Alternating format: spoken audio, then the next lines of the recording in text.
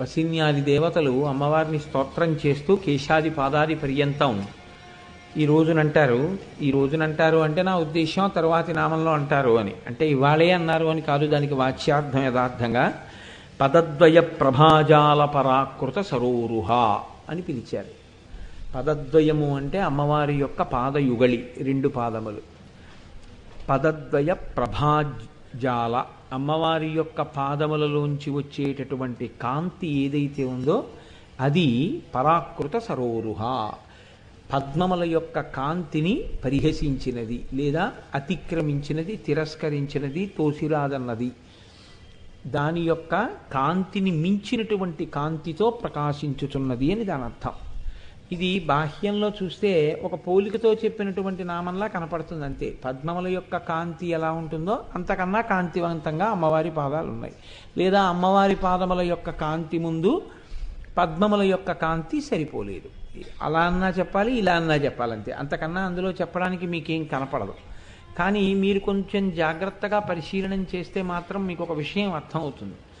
ఇది నేను తరచూ ప్రస్తావన చేస్తుంటాను. అమ్మవారి పాదములు పద్మములే, అమ్మవారి కన్నులు పద్మములే, అమ్మవారి ముఖము పద్మమే, అమ్మవారి చేతులు పద్మములే, అన్నీ పద్మములే.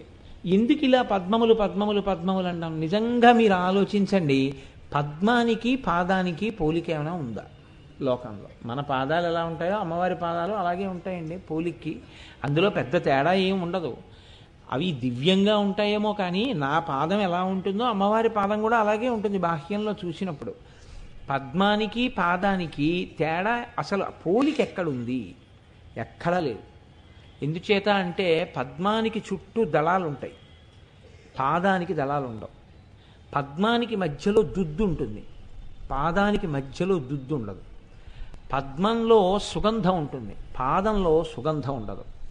పద్మానికి స్వచ్ఛత ఉంటుంది, పాదము మాలిన్యమునకు ప్రతీక, ఇట్టె మట్టి అంటుకుంటూ ఉంటుంది. కాబట్టి పద్మమునకు ఉండేటటువంటి లక్షణములు అన్నీ పద్మములో అసలు యథార్థముగా తేనె ఉంటుంది. పాదములలో తేనె ఉంటుంది అని చెప్పడం కుదిరేటటువంటి విషయం కాదు. పద్మం బురదలో పుడుతుంది, పాదం బురద తొక్కడానికి ఇష్టపడదు. ఇన్ని తేడాలు ఉన్నప్పుడు అసలు పద్మములతో పాదములను పోల్చడం అనేటటువంటిది ఎందుకు జరుగుతూ ఉంటుంది? ఉపమానం వేసినప్పుడు దానికి ఒక సమాన ధర్మం అని ఉంటుంది లోకంలో. అంటే అది ఇది ఒకలా ఉండాలి అని. ముఖము చంద్రబింబము వలె ఉన్నది అన్నారనుకోండి, దానికి ఒక అర్థం ఉంది. చంద్రబింబానికి ముఖానికి కొన్ని ఉపమానాలు ఉంటాయి. అంత కాంతివంతంగా ఉంది, అంత జ్యుతితో ఉంది, అంత గుండ్రంగా ఉంది, అంత తెల్లగా ఉంది, ఏదో ఉంటాయి. అందుకని ముఖాన్ని చంద్రబింబాన్ని పోలిక వేస్తే అందులో దోషం లేదు. కానీ పాదాలకి పద్మాలకి పోలిక ఏమిటండి? అసలు ఆ పోలిక వేయడం ఎందుకు? పరాకృత సరోరుహ అంటూ ఆ పద్మాల్లా నీ పాదాలు లేవమ్మా, లేదా నీ పద్మముల కన్నా నీ పాదములు గొప్పగా ఉన్నాయమ్మా అనడం ఎందుకు? అసలు పోలిక కుదరదు కదా. ఆవిడ పాదాల వరకు ఎందుకంటే ఎవరి పాదాలతో సరిపోతాయి పద్మాలు? ఎవరి పాదాలకి పద్మాలకి పోలిక లేదు. మరి అటువంటప్పుడు ఎందుకు వేస్తూ ఉంటారు అసలు పద్మంతో? మీరు ఈ విషయాన్ని కానీ కొంచెం జాగ్రత్తగా పట్టుకునే ప్రయత్నం చేస్తే అసలు మీ జీవితము యొక్క ప్రయోజనమేదో, జీవితమునకు ఉండవలసిన లక్ష్యమేదో మీకు అవగతమవుతుంది. అందుకే పాదాల మీద వెళ్ళేటటువంటి నామాలన్నీ కూడా పరమ పవిత్రమై జీవిత లక్ష్యమును బోధ చేసేవై ఉంటాయి. అంటే ఈ జీవిత లక్ష్యాన్ని బోధ చేయడానికి పెట్టుకున్న లక్ష్యమా, అసలు మనుష్య శరీరమునకే లక్ష్యం ఉంటుందా అంటే ఒక్కొక్కరికి ఒక్కొక్క లక్ష్యం ఉంటుంది. నేనున్నాను అనుకోండి, నాకు లక్ష్యం ఉండొచ్చు జీవితంలో. వేరొకరు ఉన్నారనుకోండి, ఒక ఐఏఎస్ చదవాలి, ఆయనకు ఒక లక్ష్యం. ఇంకొక ఆయన ఉన్నాడు, నేను చార్టెడ్ అకౌంటెంట్ అవ్వాలి, అదొక లక్ష్యం. కానీ అలా పెట్టుకున్న లక్ష్యమా అమ్మవారిది కూడా? లేకపోతే పెట్టుకున్న లక్ష్యమా మనుష్య జన్మకి, మనుష్య శరీరానికి తనంత తానుగా ఒక లక్ష్యం ఉంటుందా అంటే మనుష్య శరీరములోకి వచ్చిన ప్రతివాడికి ఉండవలసిన లక్ష్యం ఏది అంటే ఈశ్వరుణ్ణి చేరుకోవడమే. ఈశ్వరుణ్ణి చేరుకోవడానికి మొట్టమొదట జరగవలసినది ఏది అంటే మీ మనసు ప్రయత్నపూర్వకంగా భగవంతుడి మీద పెట్టవలసి ఉంటుంది. ప్రయత్నపూర్వకంగా అని ఎందుకంటున్నానో తెలుసా అండి? మీ ప్రయత్నం లేకుండా మీ మనసు ఇతరమైనటువంటి విషయముల అన్నిటి మీదకి వెడుతుంది. ఇతరమైనటువంటి స్త్రీల మీదకి మనస్సు వెళ్ళడానికి దానికి ఒక పెద్ద అభ్యాసం చేయించడమో లేకపోతే కష్టపడి మనస్సుకు అలా అలవాటు చేయడమో ఏం అక్కర్లేదు. ఇతరుల యొక్క సొత్తు మీదకి వెళ్ళడానికి మనస్సుకి పెద్ద అభ్యాసం అక్కర్లేదు, తనంత తాను వెళ్ళిపోతుంది. తనది కానివన్నీ ఆశించడంలో మనసుకి మీరేమి ప్రత్యేకమైనటువంటి సాధన చేయించవలసిన అవసరం ఉండదు, అవి తనంత తానుగా మనసుకు వచ్చేస్తాయి. అసలు దాని బుద్ధి ఏది? దాని బుద్ధి ఏమిట్రా అంటే ఎప్పుడు తనకి ఉన్నది ఏదో అది వదిలిపెట్టి తనకి లేనిదేదో అవన్నీ కోరుతుంది. అందుకే మనస్సు యొక్క విషయాన్ని నిజంగా ఈ లోకంలో అత్యద్భుతంగా మాట్లాడిన వ్యక్తి ఎవరు అంటే శంకర భగవత్పాదులే. శంకర భగవత్పాదుల తర్వాతే ఎవరైనా మనసు గురించి ఎంత బాగా మాట్లాడారు. అసలు శంకర భగవత్పాదులలా మనసు మీద అధ్యయనం చేసి మనసు యొక్క తత్వం గురించి ఆయన మాట్లాడినట్టుగా మాట్లాడిన వాళ్ళు వేళ్ల మీద లెక్క పెట్టడానికి కూడా సరిపోరు. ఇంకా యథార్థంగా చెప్పాలంటే ఇవాళ మానసిక వైద్యులు అని మనం అంటుంటామే, అసలు వాళ్ళు తెలుసుకున్న దానికన్నా వాళ్ళు చేసేటటువంటి సూచనల కన్నా సలహాల కన్నా శంకర భగవత్పాదులు ఇచ్చేవి చాలా పై స్థాయిలో ఉంటాయి. నేను ఏమీ దీన్ని గొప్ప చేసి చెప్పే ప్రయత్నం ఏం చేయట్లేదండి. మీకు చూస్తే అందుకే శంకరాచార్యుల వారి సాహిత్యాన్ని అనుకరించారు తర్వాత వచ్చిన వాళ్ళు. ప్రత్యేకించి దూర్జటి ఆ ఒరవడి బాగా పట్టుకున్నాడు. శంకరుడు చెప్పినటువంటి శ్లోకాలు, మనసు మీద ఆయన చెప్పిన మాటలు బాగా పట్టుకున్నాడు. అందుకే తమకంబొప్ప పరాంగనాజనుల పరద్రవ్యంబులన్ మృత్యులింగ మహోద్యోగము చేయు నెమ్మనము దానింపట్టి వైరాగ్య పాశంబులన్ చుట్టి బిగించి నీ చరణ స్తంభంబునన్ కట్టివైచి ముదంబెన్నడు కల్గజేయగదవో శ్రీకాళహస్తీశ్వర అంటాడు. నా మనస్సు ఒక పెద్ద దొంగ, అది ఏం చేస్తుంది? నాది కానివేవో అవన్నీ కోరుతుంది. అన్నీ కోరడంలో మీరు ఏ సాధన చెయ్యక్కర్లేదు, చెయ్యకుండానే వెళ్ళిపోతుంది. ప్రత్యేకమైన సాధన దేని కొరకు చెయ్యవలసి ఉంటుంది? దాన్ని పట్టి వెనక్కి తెచ్చి భగవంతుడి పాదముల దగ్గర పెట్టడంలో చేయవలసి ఉంటుంది. మిగిలిన దానికి మీ సాధన ఏం అక్కర్లేదండి.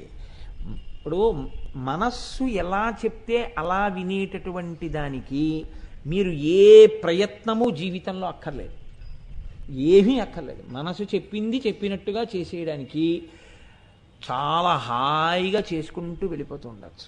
ఎందుకని అంటే అది ఎప్పుడూ ఏం చెప్తుందో తెలుసా అండి? ఒక్కటే. మీరు బాగా కావాలంటే పరిశీలనం చేసి చూడండి. అది ఎప్పుడైనా ఏమైనా సలహా చెప్పాలంటే దానికి ఒక్క విషయాన్ని అది నిర్ణయాత్మకంగా తీసుకుని చెప్తుంది. ఈ పని చేస్తే దీనికి సుఖంగా ఉంటుందా ఆలోచిస్తుంది. ఇది సుఖంగా ఉంటుంది అనుకుందనుకోండి, ఆ పని చేయమని చెప్తుంది, అంతే. మీకు అందుకే ఎంత గమ్మత్తుగా ఉంటుందంటే ఒకవేళ ఇది పడిపోతుందన్నా సరే దానికి అక్కర్లేదు, ఆ పని చేయమంటుంది.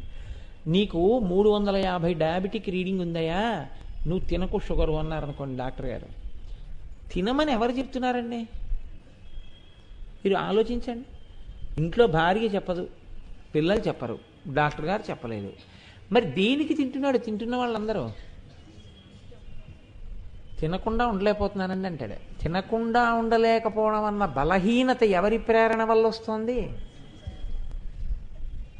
సో మీకు పట్టుకోవలసినటువంటి రహస్యం ఏమిటంటే దాని సలహా ఎక్కడి వరకు ఉంటుందంటే ఇప్పుడు ఈ క్షణంలో మీ నాలుక తృప్తి పడితే, మీ ఇంద్రియాలు తృప్తి పడితే, మీ శరీరం తృప్తి పడితే దానివల్ల మీ శరీరమే పడిపోయినా దానికి అక్కర్లేదు. అసలు దాని లక్షణం అంతే మనస్సుది.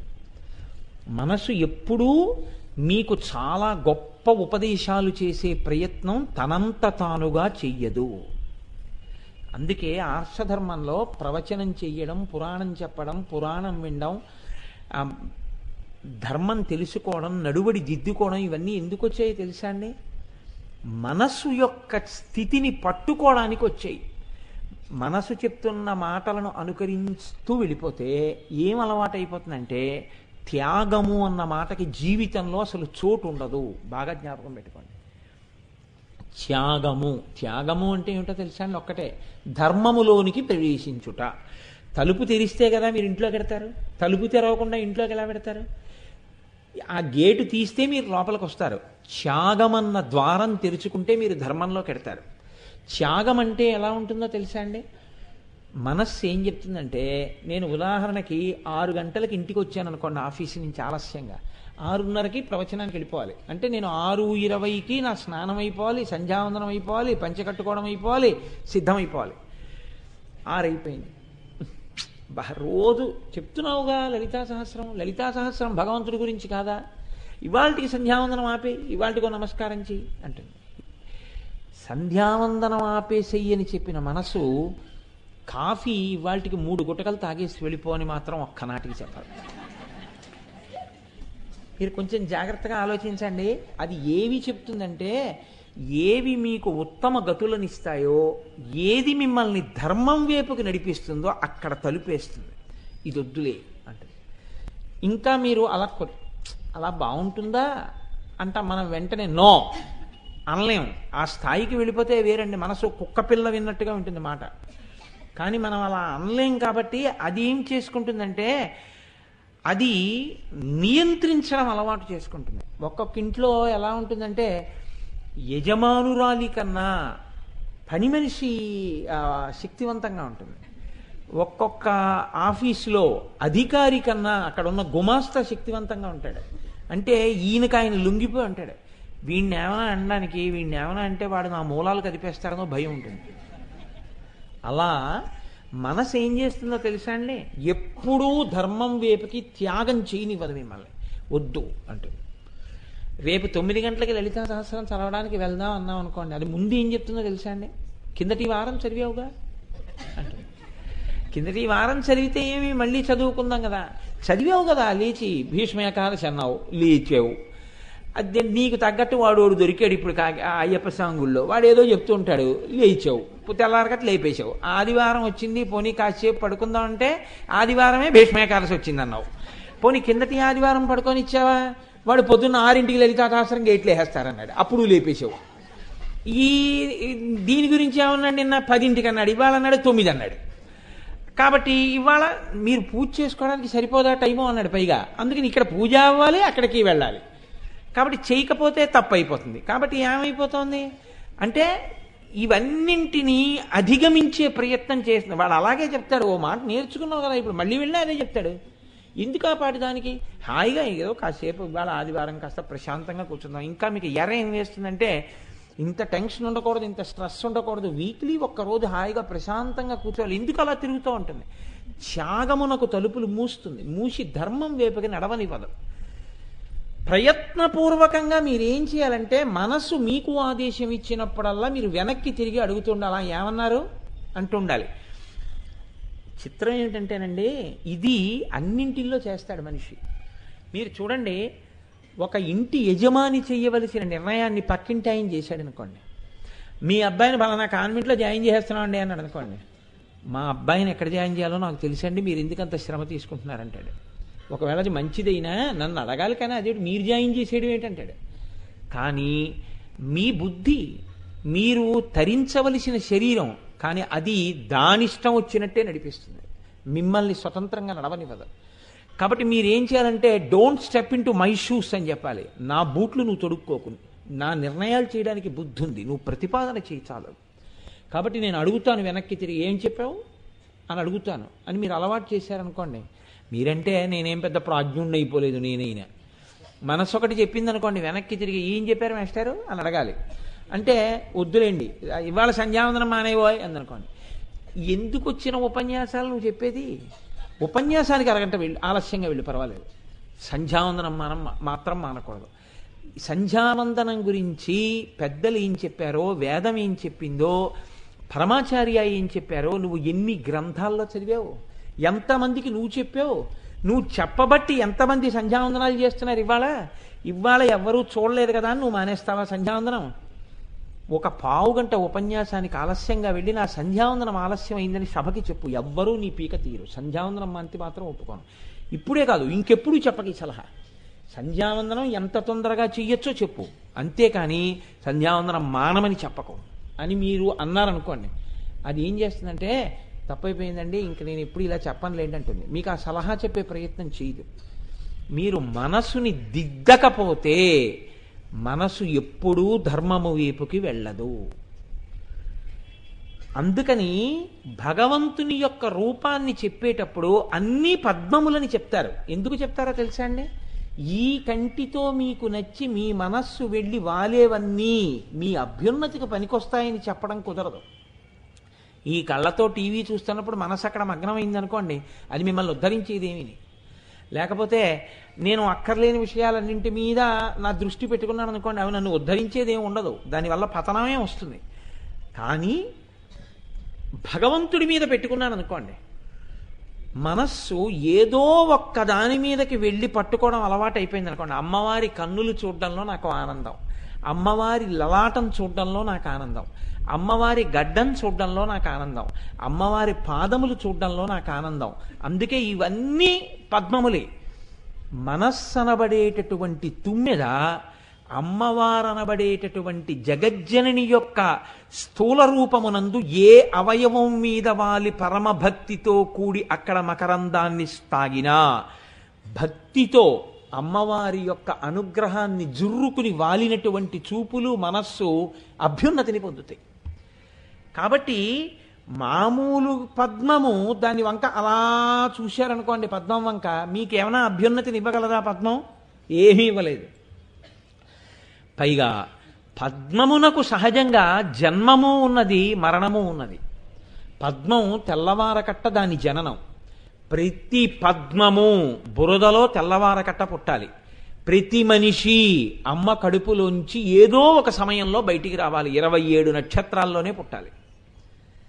మనకి ఒక నియతి ఉంది, ఒక పరిమితి ఉంది. ఇది దాటి పుట్టడం మనకి వశం కాదు. ఈశ్వరుడు ఎలా నిర్ణయం చేశాడో అలా ఒక అమ్మ కడుపులోంచి 27 నక్షత్రాల్లోనే పుట్టవలసి ఉంటుంది. అది కుక్కగా కావచ్చు, పిల్లిగా కావచ్చు, మనిషిగా కావచ్చు. కాబట్టి పద్మం కూడా బురదలోంచి పుడుతుంది, తెల్లవారకట్ట పుడుతుంది. పుట్టినవన్నీ శరీరం వదిలిపెట్టవలసింది. పద్మం కూడా ఎంత అందంగా ఉన్నా, ఎంత లక్ష్మీదేవి పాదాల మీద వేసినా, ఎంత అందంగా ఉందో అని చేత్తో పట్టుకున్నా, ఇంటికి తీసుకొచ్చి పెట్టినా, తలలో పెట్టుకున్నా, సూర్యాస్తమయమై చంద్రకిరణం పడేటప్పటికీ పద్మం ప్రాణం వదిలిపెట్టేస్తుంది, ముడుచుకుపోయి వాలిపోతుంది. ఆయుర్దాయం ఊపిరిల రూపంలో పూర్తయిపోయి యమధర్మరాజు గారి యొక్క పాశం వచ్చి మీద పడగానే ఏ ప్రాణి అయినా తన ఉసురు విడిచిపెట్టేస్తుంది. పద్మము మిమ్మల్ని ఉద్ధరించడానికి పనికొచ్చేది కాదు. పద్మం మిమ్మల్ని ఏ విధంగానూ అభ్యున్నతి వైపుకి తీసుకెళ్ళలేదు. కానీ జననము లేనిది, శరీరం అంతమైపోవడం అన్నది లేనిది అమ్మవారు. జనన మరణ ప్రవాహములో కొట్టుకుపోతున్నవాడు ఎవరి వంక చూస్తే ఇంకా మళ్ళీ జనన మరణ ప్రవాహమునందు పడడో అలా ఉద్ధరించగలిగినటువంటిది అమ్మవారు. కాబట్టి ఇప్పుడు అమ్మవారికి పద్మమునకు ఏ విధంగా పోలికుందని మీరు అనుకుంటున్నారు? అసలు అమ్మవారి పాదములకు పద్మములకు పోలిక ఉండేటటువంటి ప్రశ్నే లేదు. ఆ పాదముల వంక చూస్తే మీరు చేరవలసింది చేరుతారు. ఈ పాదములతో మీరు ఎక్కడికి చేరుతారు? మీరు చేరవలసిన గమ్యం చేరుతారు, భౌతికమైన గమ్యం చేరుతారు. ఇక్కడి నుంచి ఇంటికి, ఇంటి నుంచి గుడికి, ఇక్కడి నుంచి ఆఫీస్కి, ఆఫీస్ నుంచి ఇంటికి, ఇక్కడి నుంచి బజారుకి, బజారు నుంచి ఇంటికి. అందుకే పనికొస్తాయి కాళ్ళు. కాళ్ళు ఒక స్థితిలో ఇక ఇవి ఎక్కడికి వెళ్ళడానికి పనికిరావు అని నిర్ణయం చేస్తారు. ఊపిరి అయిపోయింది, ఇతను వెళ్ళిపోయాడు అంటే అంత్యేష్టి సంస్కారం చేసేటప్పుడు 2 బొటన వేళ్ళు కలిపి కట్టేస్తారు పాదాలవి. అంటే ఇక ఈ శరీరము నడవడం వలసిన అవసరము లేదు, ఈ శరీరము ఇక తిరగదు, దీనికి పాదముల పని లేదు, దీని గమనం ఆగిపోయిందని మంత్రపురస్సరంగా కట్టేస్తారు. అంటే ఇక కదలిక ఉండదు దీనికి. ఇప్పుడు ఇది ఎక్కడికి వెళ్ళాలి? దీని చిట్ట చివరి ప్రస్థానం ఒకటి ఉంది. ఆ ప్రస్థానం రుద్రభూమికి వెళ్ళిపోవాలి. ఆ రుద్రభూమికి కూడా ఇది వెళ్ళలేదు, ఇక వెళ్ళే అవకాశం లేదు. కాబట్టి ఇప్పుడు దీన్ని ఇంకొకరు తీసుకుని వెళ్ళాలి. అలా తీసుకుని వెళ్ళడం ఇదే ఆఖరి ప్రస్థానం. ఇంకా ఈ శరీరముతో కనపడడం అన్నది ఇదే చిట్ట చివర. ఇక ఆ తర్వాత ఆ శరీరముతో కనపడడు. ఆ శరీరము వెళ్ళిపోతోందని చెప్పడానికి బొటన వేళ్ళు కట్టేస్తారు, కట్టేసి తీసుకెళ్తారు. కాబట్టి పాదములు మీకు భౌతికంగా గమ్యాలకి తీసుకెడతాయి. మీ మనస్సు మీరు చేరవలసినటువంటి ఊర్ధ్వముఖమైనటువంటి చలనంలో ప్రస్థానానికి తీసుకెళ్ళాలి, ఈశ్వరుడి దగ్గరికి. ఇలా మామూలుగా తీసుకెళ్ళడానికి ఈ పాదాలు పనికొస్తాయి. చూసినంత మాత్రం చేత మళ్ళీ పుట్టవలసినటువంటి అవసరం లేని రీతిలో ఈశ్వరుడి యందు ఐక్యం అవడానికి కావలసినటువంటి పథాన్ని అమ్మవారి పాదములు చూపిస్తాయి. మనస్సుకి అటువంటి దిశానిర్దేశకత్వం చేస్తాయి. కాబట్టి ఆ పాదములకు పద్మములకు పోలిక మీరు ఎలా చెప్తారు? కాంతి ఒక్కటే మాట్లాడుతున్నారు, పద్మములకు సంబంధించింది మిగిలింది మాట్లాడలేదు. ఏదది అంటే ఆ చెప్పడంలో పదద్వయ ప్రభాజాల పరాకృత సరోరుహ, పద్మములకు ఉండేటటువంటి కాంతి, ఆ పాదములకు ఉండేటటువంటి కాంతి పద్మములను తిరస్కరిస్తోంది. అమ్మవారి యందున్నటువంటి అనుగ్రహమే మనని చేరవలసిన ప్రస్థానానికి చేర్చగలిగినటువంటి అమ్మవారి యొక్క సమర్థతయే అమ్మవారి పాదములుగా ప్రకాశిస్తోంది. కాబట్టి ఇప్పుడు అవి పాదములా కేవలముగా కాదు, ఆ తల్లి యొక్క సంపూర్ణమైన అనుగ్రహ కటాక్షమే పాదములుగా ఉంది. కాబట్టి ఇప్పుడు అటువంటి పాదములకు పద్మములకు నువ్వు ఎలా పోలిక వేసి మాట్లాడతావు? కుదరదు. ఆ కాంతి ముందు పద్మముల కాంతి తరిగిపోవలసింది, ఆ కాంతి సరిపోదు. అందుకే శంకర భగవత్పాదులు సౌందర్యలహరిలో ఒక శ్లోకంలో అంటారు, హిమానీహంతవ్యం హిమగిరి నివాసైక చతురౌ నిశాయాం నిద్రాణాం నిశచరమభాగీ చ విచదౌ పరం లక్ష్మీపాత్రం శ్రియమతి సృజంతౌ సమయినాం సరోజం తత్పాదౌ జనని జయ కశ్చిత్రమిహ కిం అంటారు. అమ్మా జనని తల్లి అని పిలుస్తారు ఈ శ్లోకంలో. అమ్మగా భౌతికంగా మనకి జన్మనిచ్చినటువంటి అమ్మగా కాకుండా ఈ లోకములనన్నిటినీ కన్నటువంటి తల్లిగా ఆ లలితా పరాభట్టారిక మనకి ఇస్తున్నటువంటి అనుగ్రహమేమి అంటే హిమానీహంతవ్యం హిమగిరి నివాసైక చతురో.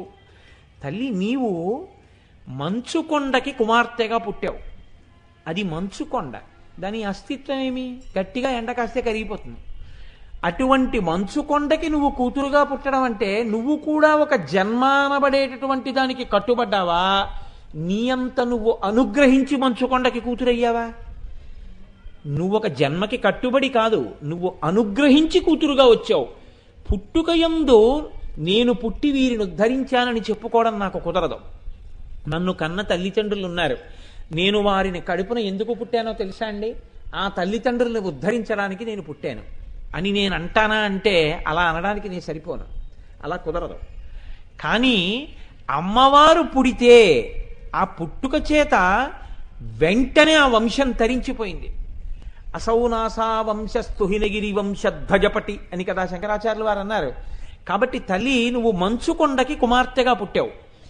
పుట్టి ఎక్కడ తిరిగావు? మంచుకొండ మీదే తిరిగావు, హిమాలయ పర్వతాల మీదే తిరిగావు. మంచులో పుట్టావు, మంచులో తిరిగావు.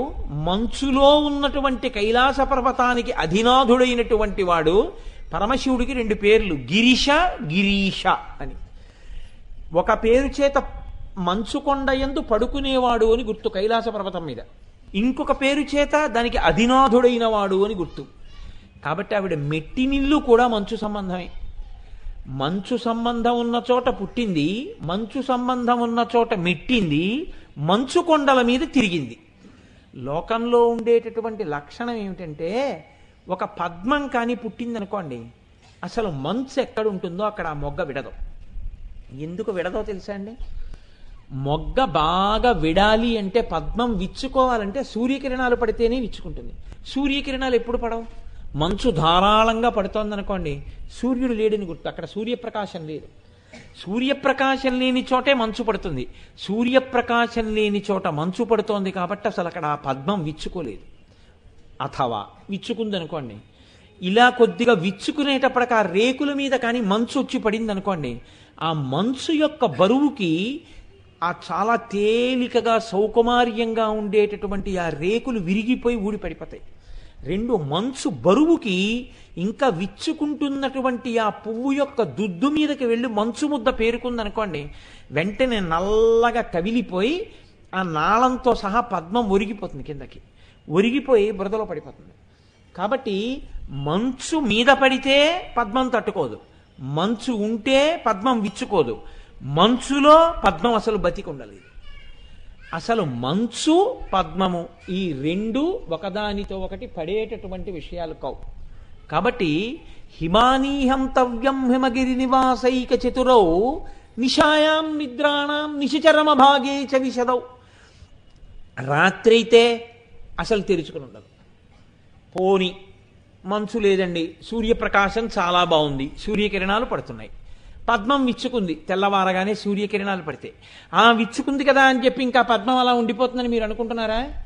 నిశాయాం నిద్రాణం, చీకటి పడిపోయింది అనుకోండి, సూర్యాస్తమయం అయిపోయింది అనుకోండి, నిద్రాణం. శంకరాచార్యుల వారు గౌరవంగా మాట్లాడారు. శ్రీనాథుడు భీమఖండాన్ని చేస్తూ పెద్ద నిద్రకు మాగన్ను పెట్టువేళ అన్నాడు. వాళ్ళు చచ్చిపోయే ముందు అన్న మాట అనకుండా పెద్ద నిద్రకు మాగన్ను పెట్టువేళ అన్నాడు. పెద్ద నిద్రకి మాగన్ను పెట్టే ముందు పంచజనులకు తారక బ్రహ్మ విద్య అభవుడు ఉపదేశించునప్పుడు కాశీ అన్నాడు. కాశికా క్షేత్రంలో కుడి చెవిలో పరమశివుడు వచ్చి తారకాన్ని ఉపదేశం చేయడం గురించి వర్ణన చేస్తూ, అలా నిశాయాం నిద్రాణం. పద్మం ఏం చేస్తుంది? చీకటి పడింది అనుకోండి, చంద్రకిరణాలు పడ్డాయి అనుకోండి, ముడుచుకుపోతుంది. ఇక దాని జీవితం అయిపోయింది అక్కడితో. ముడుచుకోగానే పద్మం ఏమైపోతుందంటే ఒరిగిపోతుంది. ఒరిగిపోయి అది వెంటనే నాళానికి బరువు అయిపోతుంది, ఇలా ఒరిగిపోతుంది. ఒరిగిపోయి అలాగే ముడుచుకుపోయి కిందకి వడిలిపోతుంది. కాబట్టి నిశాయాం నిద్రాణం నిశిచరమ భాగేచ విశదౌ. మంచు లేకపోయినా తెల్లవారకట్ట విచ్చుకుంటుంది, చీకటి పడితే ముకిలించుకుపోతుంది. కాబట్టి పద్మానికి ఈ పరిమితులు ఉన్నాయి. నీవో హిమానీ హంతవ్యం హిమగిరి నివాసైక చతురౌ. మంచు కొండకి పుట్టావు, మంచు కొండ మీద పెరిగావు, మంచులో తిరుగుతావు, కైలాసనాథుణ్ణి కట్టుకున్నావు, అక్కడే తిరుగుతుంటావు. పగటి వేళ ముడుచుకోవడం ఉండదు, పగటి వేళ విచ్చుకోవడం ఉండదు, రాత్రి వేళ ముడుచుకోవడం ఉండదు. నువ్వు ఎటువంటి దానివి? నిన్న చెప్పారు శంకరాచార్యులు వారు, దరిద్రేభ్యో భద్రాం శ్రియమనిషమాహ్నాయ దదతౌ. ఎవడికి ఏ కష్టం ఏ సమయంలో వస్తుందో ఎవడికి తెలుసు. ఎవడికి ఏ కష్టం వచ్చినా అప్పటికప్పుడు ముడుపు కట్టేస్తాడు, అప్పటికప్పుడు అమ్మవారికి నమస్కారం చేస్తాడు. అమ్మా అనుగ్రహించమ్మా, నా పసుపు కుంకాలు నిలబెట్టమ్మా, నా బిడ్డల్ని కాపాడమ్మా, అమ్మా నన్ను రక్షించమ్మా అంటాడు. ఎవడు ఎక్కడ ఎప్పుడు ఎలా ప్రార్థన చేస్తాడో ఎవడికి ఎరుక. కాబట్టి పద్మం రాత్రి ముడుచుకుపోయినట్టే రాత్రి అయ్యేటప్పటికీ నేను పడుకుంటానయ్యా, మీ మొరలు వినలేను అని చెప్పి అమ్మవారు ఎప్పుడైనా అందా? ఆ తల్లి అసలు కనురెప్ప పడడం అన్నదే లేదు. ఎందుకని? ఆ తల్లి కనురెప్పే పడిందా లోకాల్లో ఏమైపోతాయి. కాబట్టి ఆవిడ ఎప్పుడు ఎవరైనా అమ్మా నీ పాదాలు పట్టుకున్నానమ్మా అంటాడేమో నిజాయితీగానని రాత్రింబవళ్ళు తల్లి అలా చూస్తూనే ఉంటుంది. ఎవరైనా కానీ అమ్మా అని గట్టిగా ఆర్తితో నమ్మకంతో పిలిచారో అంతే, ఉత్తర క్షణం ఆ తల్లి అనుగ్రహించి పలికేస్తుంది అంతే. అమ్మవారు పలకడం అంటే ఎంత విచిత్రంగా ఉంటుందో తెలుసా అండి? నాకు తెలుసుండి ఆ పేర్లు ఎందుకు చెప్పాలి, మా బంధువులే ఇక్కడే ఉండేవారు శ్రీనగర్లో. ఆవిడ భర్తకి అకస్మాత్తుగా, ఆయనకు అప్పటికే హార్ట్ బైపాస్ ఆపరేషన్ అయింది, వెక్కిళ్ళు వచ్చాయి, వస్తే ఆగేవుకోవు. అవి ఇంచుమించుగా అప్పటికి 2 రోజులు 3 రోజులు అయిపోయింది. ఆ ఎక్కిళ్ళు వస్తూనే ఉన్నాయి. ఆయనకి ఈ రిబ్ కేజ్ అంతా, వక్షస్థలం అంతా విపరీతమైన పోటు వచ్చేస్తోంది, ఆగట్లేదు. ఆగకపోతుంటే ఆవిడ వెంకటరమణుడికి అమ్మవారికి నమస్కారం చేసుకుంది. చేసుకున్నటువంటి 2 నిమిషాలు అవ్వలేదు, ఈయనకి ఏమైపోతారో ఇంకా ఏం వేసినా తగ్గట్లేదని బెంగపెట్టుకుని, ఎవరో కాదు నాకు బంధుత్వ రీత్యా అక్క బావగారే అవుతారు, ఇలా నమస్కారం చేసుకుంది. ఎప్పుడో ఆయనతో కలిసి ఎక్కడో పనిచేసిన ఆయన ఒక ఆయన వచ్చాడు. వచ్చి తలుపు కొట్టి ఏమాయి బాగున్నావా అని మాట్లాడుతున్నాడు. ఆయనకి మాట్లాడే ఓపిక లేదు. ఇప్పుడు వచ్చాడు ఏమిట్రా అనుకున్నారు. ఏడుస్తూ మా అక్క ఆయన పరిస్థితి బాగోలేదండి ఇప్పుడు మాట్లాడాలి. ఏమ్మా ఏమైంది అన్నారు. ఇలాగండి. ఎందుకమ్మా దానికి బెంగ ఎందుకమ్మా, 3 రోజుల నుంచి ఎందుకు చూస్తున్నారు, నేను ఒకటి చెప్తాను చేయండి అని ఆయన ఏదో చెప్పాడు. కొద్దిగా నీళ్లు మరిగించి అందులో ఇదేదో వెయ్యండి, ఇలా కలిపేసేయండి అని. ఒకవేళ మీకు అనుమానమా అమ్మా, వెయ్యండి జరుగుతుంది అన్నాడు అని వెళ్ళిపోయాడు. మళ్ళీ వచ్చాడు 10 నిమిషాల్లో. మీరు చేస్తారో చేయరో అని వచ్చానమ్మా అని ఆయనే పట్టుకొచ్చాడు. ఆ సొంటి మొక్క ఏదో పసుపు మొక్క ఏదో పట్టుకొచ్చి ఆ నీళ్ళల్లో వెయ్యండి అని అక్కడే కూర్చున్నాడు. కూర్చుని కాచారా అమ్మ పట్టించండి అన్నాడు. ఇలా పట్టిస్తోంది, ఆయన వెళ్ళిపోయాడు. ఈయన 3 గుటకలు వేశారు, వెక్కిళ్ళు అయిపోయి. ఎంత సంతోషంతో ఆ అమ్మవారే పలికిందిరా, ఆయన పేరు కూడా మాకు జ్ఞాపకం లేదు, వచ్చి ఇలా రక్షించారని పొంగిపోయింది ఆ రోజుల్లో మా అక్క. నాకు ఇప్పటికీ బాగా జ్ఞాపకం. ఆర్తితో పిలిస్తే అమ్మవారు పలకదని మీరు ఎలా అనుకుంటున్నారు? పలికి తీరుతుంది ఆ తల్లి. కాబట్టి నిశాయాం నిద్రాణం నిశచరమ భాగే చ విశదౌ, రాత్రి పడుకుంటాయి, తెల్లవారకట్ట విచ్చుకుంటాయి పద్మాలు. కానీ అమ్మ నీ పాదాలో, నీ పాదముల పట్ల చేసిన మొరలు విని రక్షించడానికి ఎప్పుడూ సిద్ధంగా ఉంటాయి. ఇలా చెవులు విచ్చుకుని వింటూ ఉంటాయి ఆ పాదాలు. పాదాలకి చెవులు ఏమిటండి అనుకోకండి, ఆ పాదములకు మీరు చేసుకున్న మొరలు అమ్మవారికి అందుతూ ఉంటాయి. కాబట్టి అవి వినేటటువంటి చైతన్యము కలిగినటువంటివి. అమ్మ నీ పాదాలకి పద్మాలకి ఎలా పోలిక వేసి చెప్పమమ్మా, కుదురుతుందా? కాబట్టి హిమానీహంతవ్యం హిమగిరి నివాసైక చతురౌ నిశాయాం నిద్రాణం నిశిచరమ భాగే చ విశదౌ. ఇంకా ఆశ్చర్యం, వరం లక్ష్మీపాత్రం శ్రియమతి సృజంతౌ సమయినాం. పద్మంలో ఎవరు కూర్చుంటారు? సాక్షాత్ లక్ష్మీదేవి కూర్చుంటుంది. పద్మాసన స్థితే దేవి పరబ్రహ్మ స్వరూపిణి పరమేశి జగన్మాతర్మహాలక్ష్మీర్ నమోస్తుతే అంటున్నాం కదా. లక్ష్మీదేవే కూర్చున్నా, అయ్యో లక్ష్మీదేవి కూర్చుంది కదా, మనం రాత్రి వేళ అయ్యేటప్పటికి సూర్యాస్తమయం అయిపోయేటప్పటికి ఇలా ముడుచుకుపోయి, నువ్వు కూర్చోడానికి వీల్లేదమ్మా, లే లే లే అన్నట్టుగా ముడుచుకుపోతే బాగుంటుందా అంటుంది ఏమిటి పద్మం? చీకటి పడితే ముడుచుకుపోతుంది అంతే. లక్ష్మీదేవే కూర్చున్నా పద్మం మాత్రం సాయంకాలం అయ్యేటప్పటికి ముడుచుకుపోవలసిందే. ఎక్కడికి చెప్పారో చూడండి శంకరాచార్యులు వారు. కాబట్టి అమ్మ వరం లక్ష్మీపాత్రం శ్రియమతి సృజంతౌ సమయినాం. మరి నీ పాదాలో సమయాచారంలో పరమభక్తితో సాత్విక భక్తితో వైదికమైనటువంటి ఆరాధనా విధానంలో అమ్మవారికి ఖేదము కలగని రీతిలో ఎవరు చక్కటి పూజ చేసి నమ్మి అమ్మవారిని పూజ చేస్తున్నారో వాళ్ళ కోర్కెలు తీర్చడానికి అమ్మవారి పాదములు ఎప్పుడూ సిద్ధంగా ఉంటాయి. లక్ష్మియే తమ యందు కూర్చున్నా పద్మములు మాత్రం చీకటి పడితే కూర్చోడానికి అవకాశం కూడా ఇవ్వలేకపోయాయి.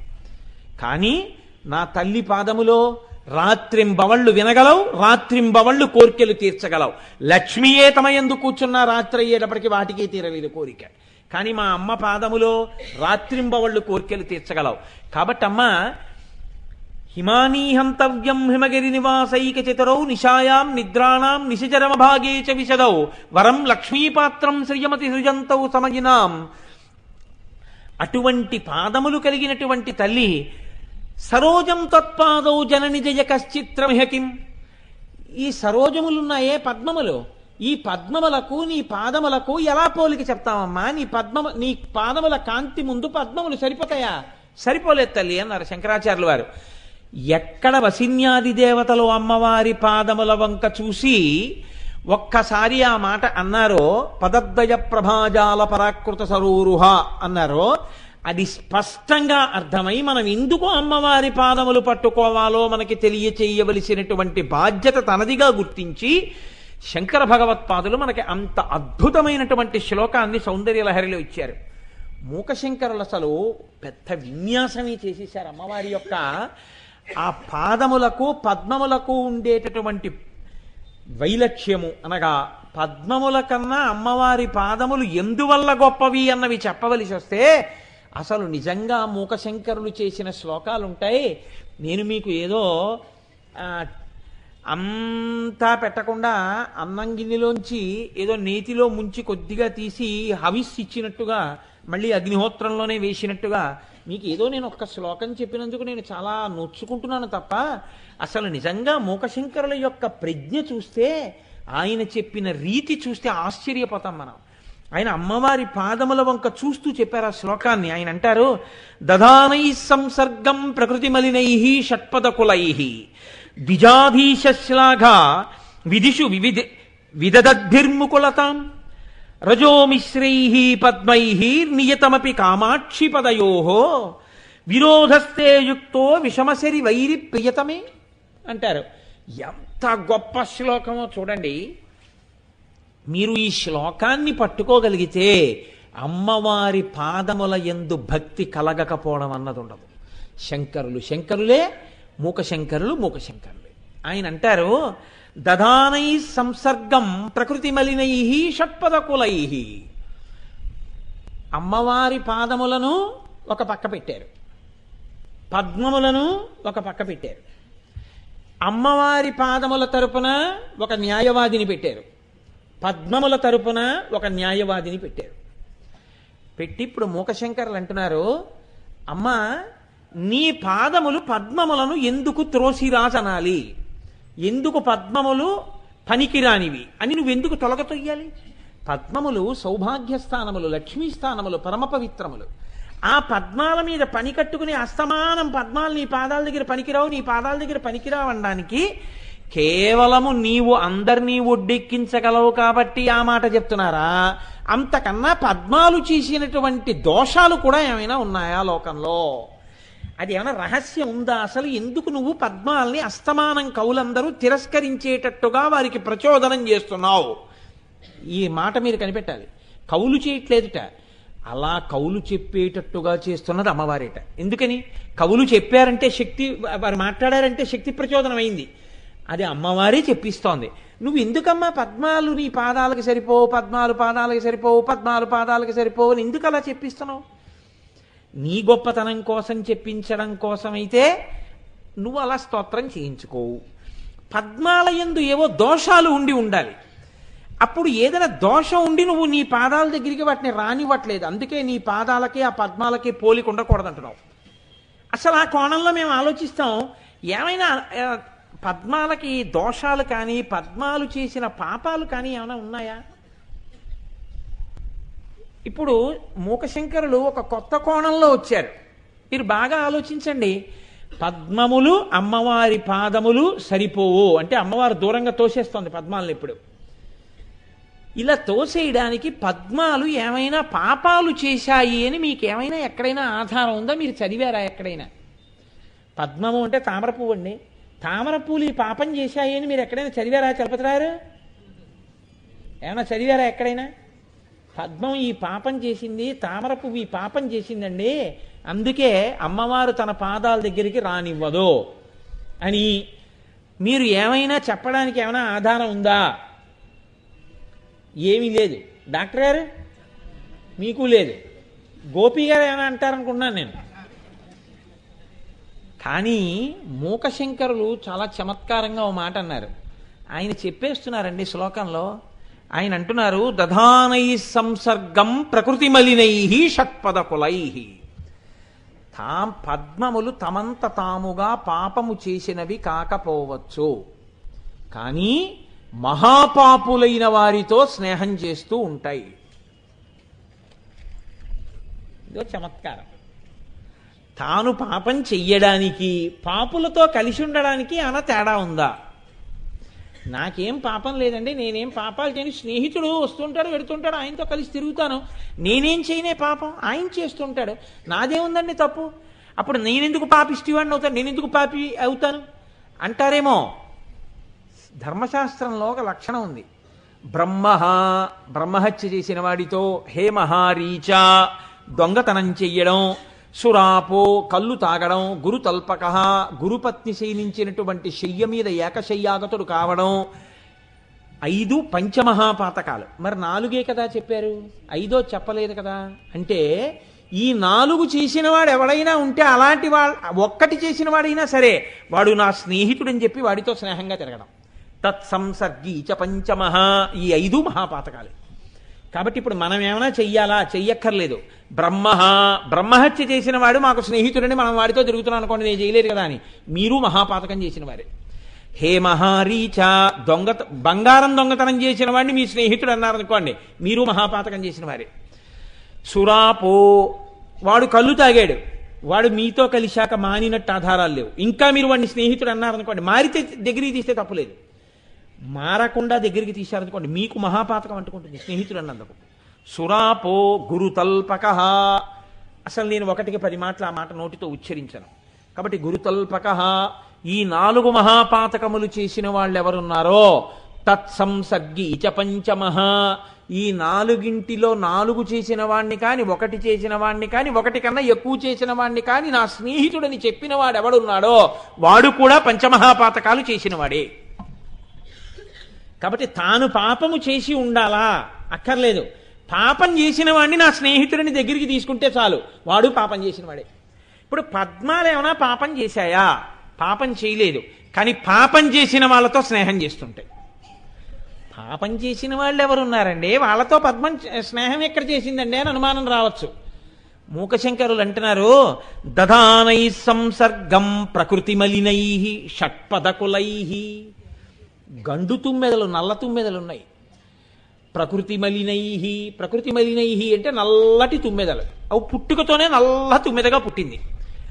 మామూలుగా బయట నల్లగా ఉండడం తప్పు కాదు. పాపానికి కవి సమయంలో నలుపు అని ఒక పేరుంది. నల్ల తుమ్మెదగా ఎందుకుంది ఏది అంటే మహాపాపాలు చేయడం వల్ల తుమ్మెద నల్లగా ఉంది ఓ కవి సమయం. నల్ల తుమ్మెదలన్నీ ఎక్కడ తిరుగుతున్నాయి? తామర పూల మీదే తిరుగుతున్నాయి. కాబట్టి పద్మాలు తప్పు చేసి ఉండకపోవచ్చు, కానీ పాపాలు చేసినటువంటి తుమ్మెదలకే తీసుకొచ్చి అవి మా స్నేహితులని తమ మీద వాలేటట్టు చేస్తున్నాయా లేదా? పువ్వుకి తుమ్మెదకి అనుబంధం ఏమని చెప్తారో తెలుసా అండి? భార్యాభర్తృ సంబంధం చెప్తారు. గురు శిష్య సంబంధం చెప్పడం కూడా ఉంది లోకంలో. కానీ ఏ ఒక్క తుమ్మెద ఒక్క పువ్వు మీదే వాలి తేనె తాగి ఆనందంగా ఉండదు, అన్ని పువ్వుల మీదకి వాలుతూ ఉంటుంది. కాబట్టి అమ్మా, నల్ల తుమ్మెదలున్నాయే ఇవి పాపం చేసినవి కదమ్మా, వాటి స్వరూపమే తెలిసిపోతుంది పాపం చేశాయని నల్లగాను. ప్రకృతి మలినై అంటే పాపాన్ని నలుపు అనడం ఒక కవి సమయం, ఒక చమత్కారం. నల్ల తుమ్మెదల్ని తీసుకొచ్చి ఆశ్రయం ఇచ్చి మీ మీద వాలేటట్టుగా పద్మాలు చేస్తున్నాయా లేదా? స్నేహం చేస్తున్నాయి కాబట్టి తుమ్మెదలు వచ్చి వాలుతున్నాయి, లేకపోతే ఎందుకు వాళ్తాయి? కాబట్టి పాపులతో స్నేహము పాపమే. కాబట్టి పద్మాలు పాపం చేస్తున్నాయా లేదా? చేస్తున్నాయి. అందుకే పాపులకు అమ్మవారి పాదాలు ముట్టుకునే అవకాశం ఉంటుందా? ఉండదు. అందుకని ఎప్పుడూ అమ్మవారు పద్మములను తన పాదముల దగ్గరికి రానివ్వదు. అందుకే పద్మమునకు అమ్మవారి పాదములకు పడదు. మొదటి సిద్ధాంతం చెప్పారు మూకశంకరులు. కంగారు పడిపోకండి, వినండి, అలా వింటూ ఉండండి చెప్పింది. ద్విజాధీశ్లాఘా విధిషు వివిధద్భిర్ముకుళతాం. ఇంకో తప్పు కూడా చేశాయి మా పద్మాలన్నారు. ఇంకో తప్పు చేశాయి. ఏమిటి చేశాయి అంటే, లోకంలో ద్విజాధీశ్లాఘా, ద్విజులు అని ఉంటారు. ద్విజులు అంటే రెండు సార్లు పుట్టిన వాళ్ళు. జ అంటే పుట్టడం, ద్విజ అంటే 2 మాటలు పుట్టిన వాళ్ళు. నీరజ అంటే నీటిలోంచి పుట్టింది అని పద్మం. ద్విజ అంటే 2 మాటలు పుట్టడం. 2 మాటలు పుట్టడం ఎవరు పుడతారు అంటే, సంస్కారము కానీ మంత్రోపదేశం కానీ జ్ఞానము కలగడం కానీ ఇటువంటివి జరిగిన వాళ్ళని ద్విజులు అంటారు. ఉపనయనమై గాయత్రీ మంత్రం చేశారనుకోండి ద్విజుడు. ఒక ఆయన తనంత తానుగా మంత్రదీక్షని పొందాడనుకోండి ఆయన ద్విజుడు. ఒక ఆయన జ్ఞానం పొందాడనుకోండి ఆయన ద్విజుడు. ఇటువంటి వారందరినీ ద్విజులు ద్విజులు ద్విజులని పిలుస్తుంటారు. ఇలా ఈ ద్విజత్వం పొందినటువంటి వాళ్ళని ఎక్కడైనా చూస్తే, ఒక మంత్రదీక్షలో ఉన్నాయన కనపడ్డాడనుకోండి ఒక నమస్కారం చెయ్యాలి, విమర్శ చేయకూడదు. అలాగే ఒక ఆయన జ్ఞాని మహానుభావుడు కనపడ్డాడనుకోండి ఒక నమస్కారం చెయ్యాలి.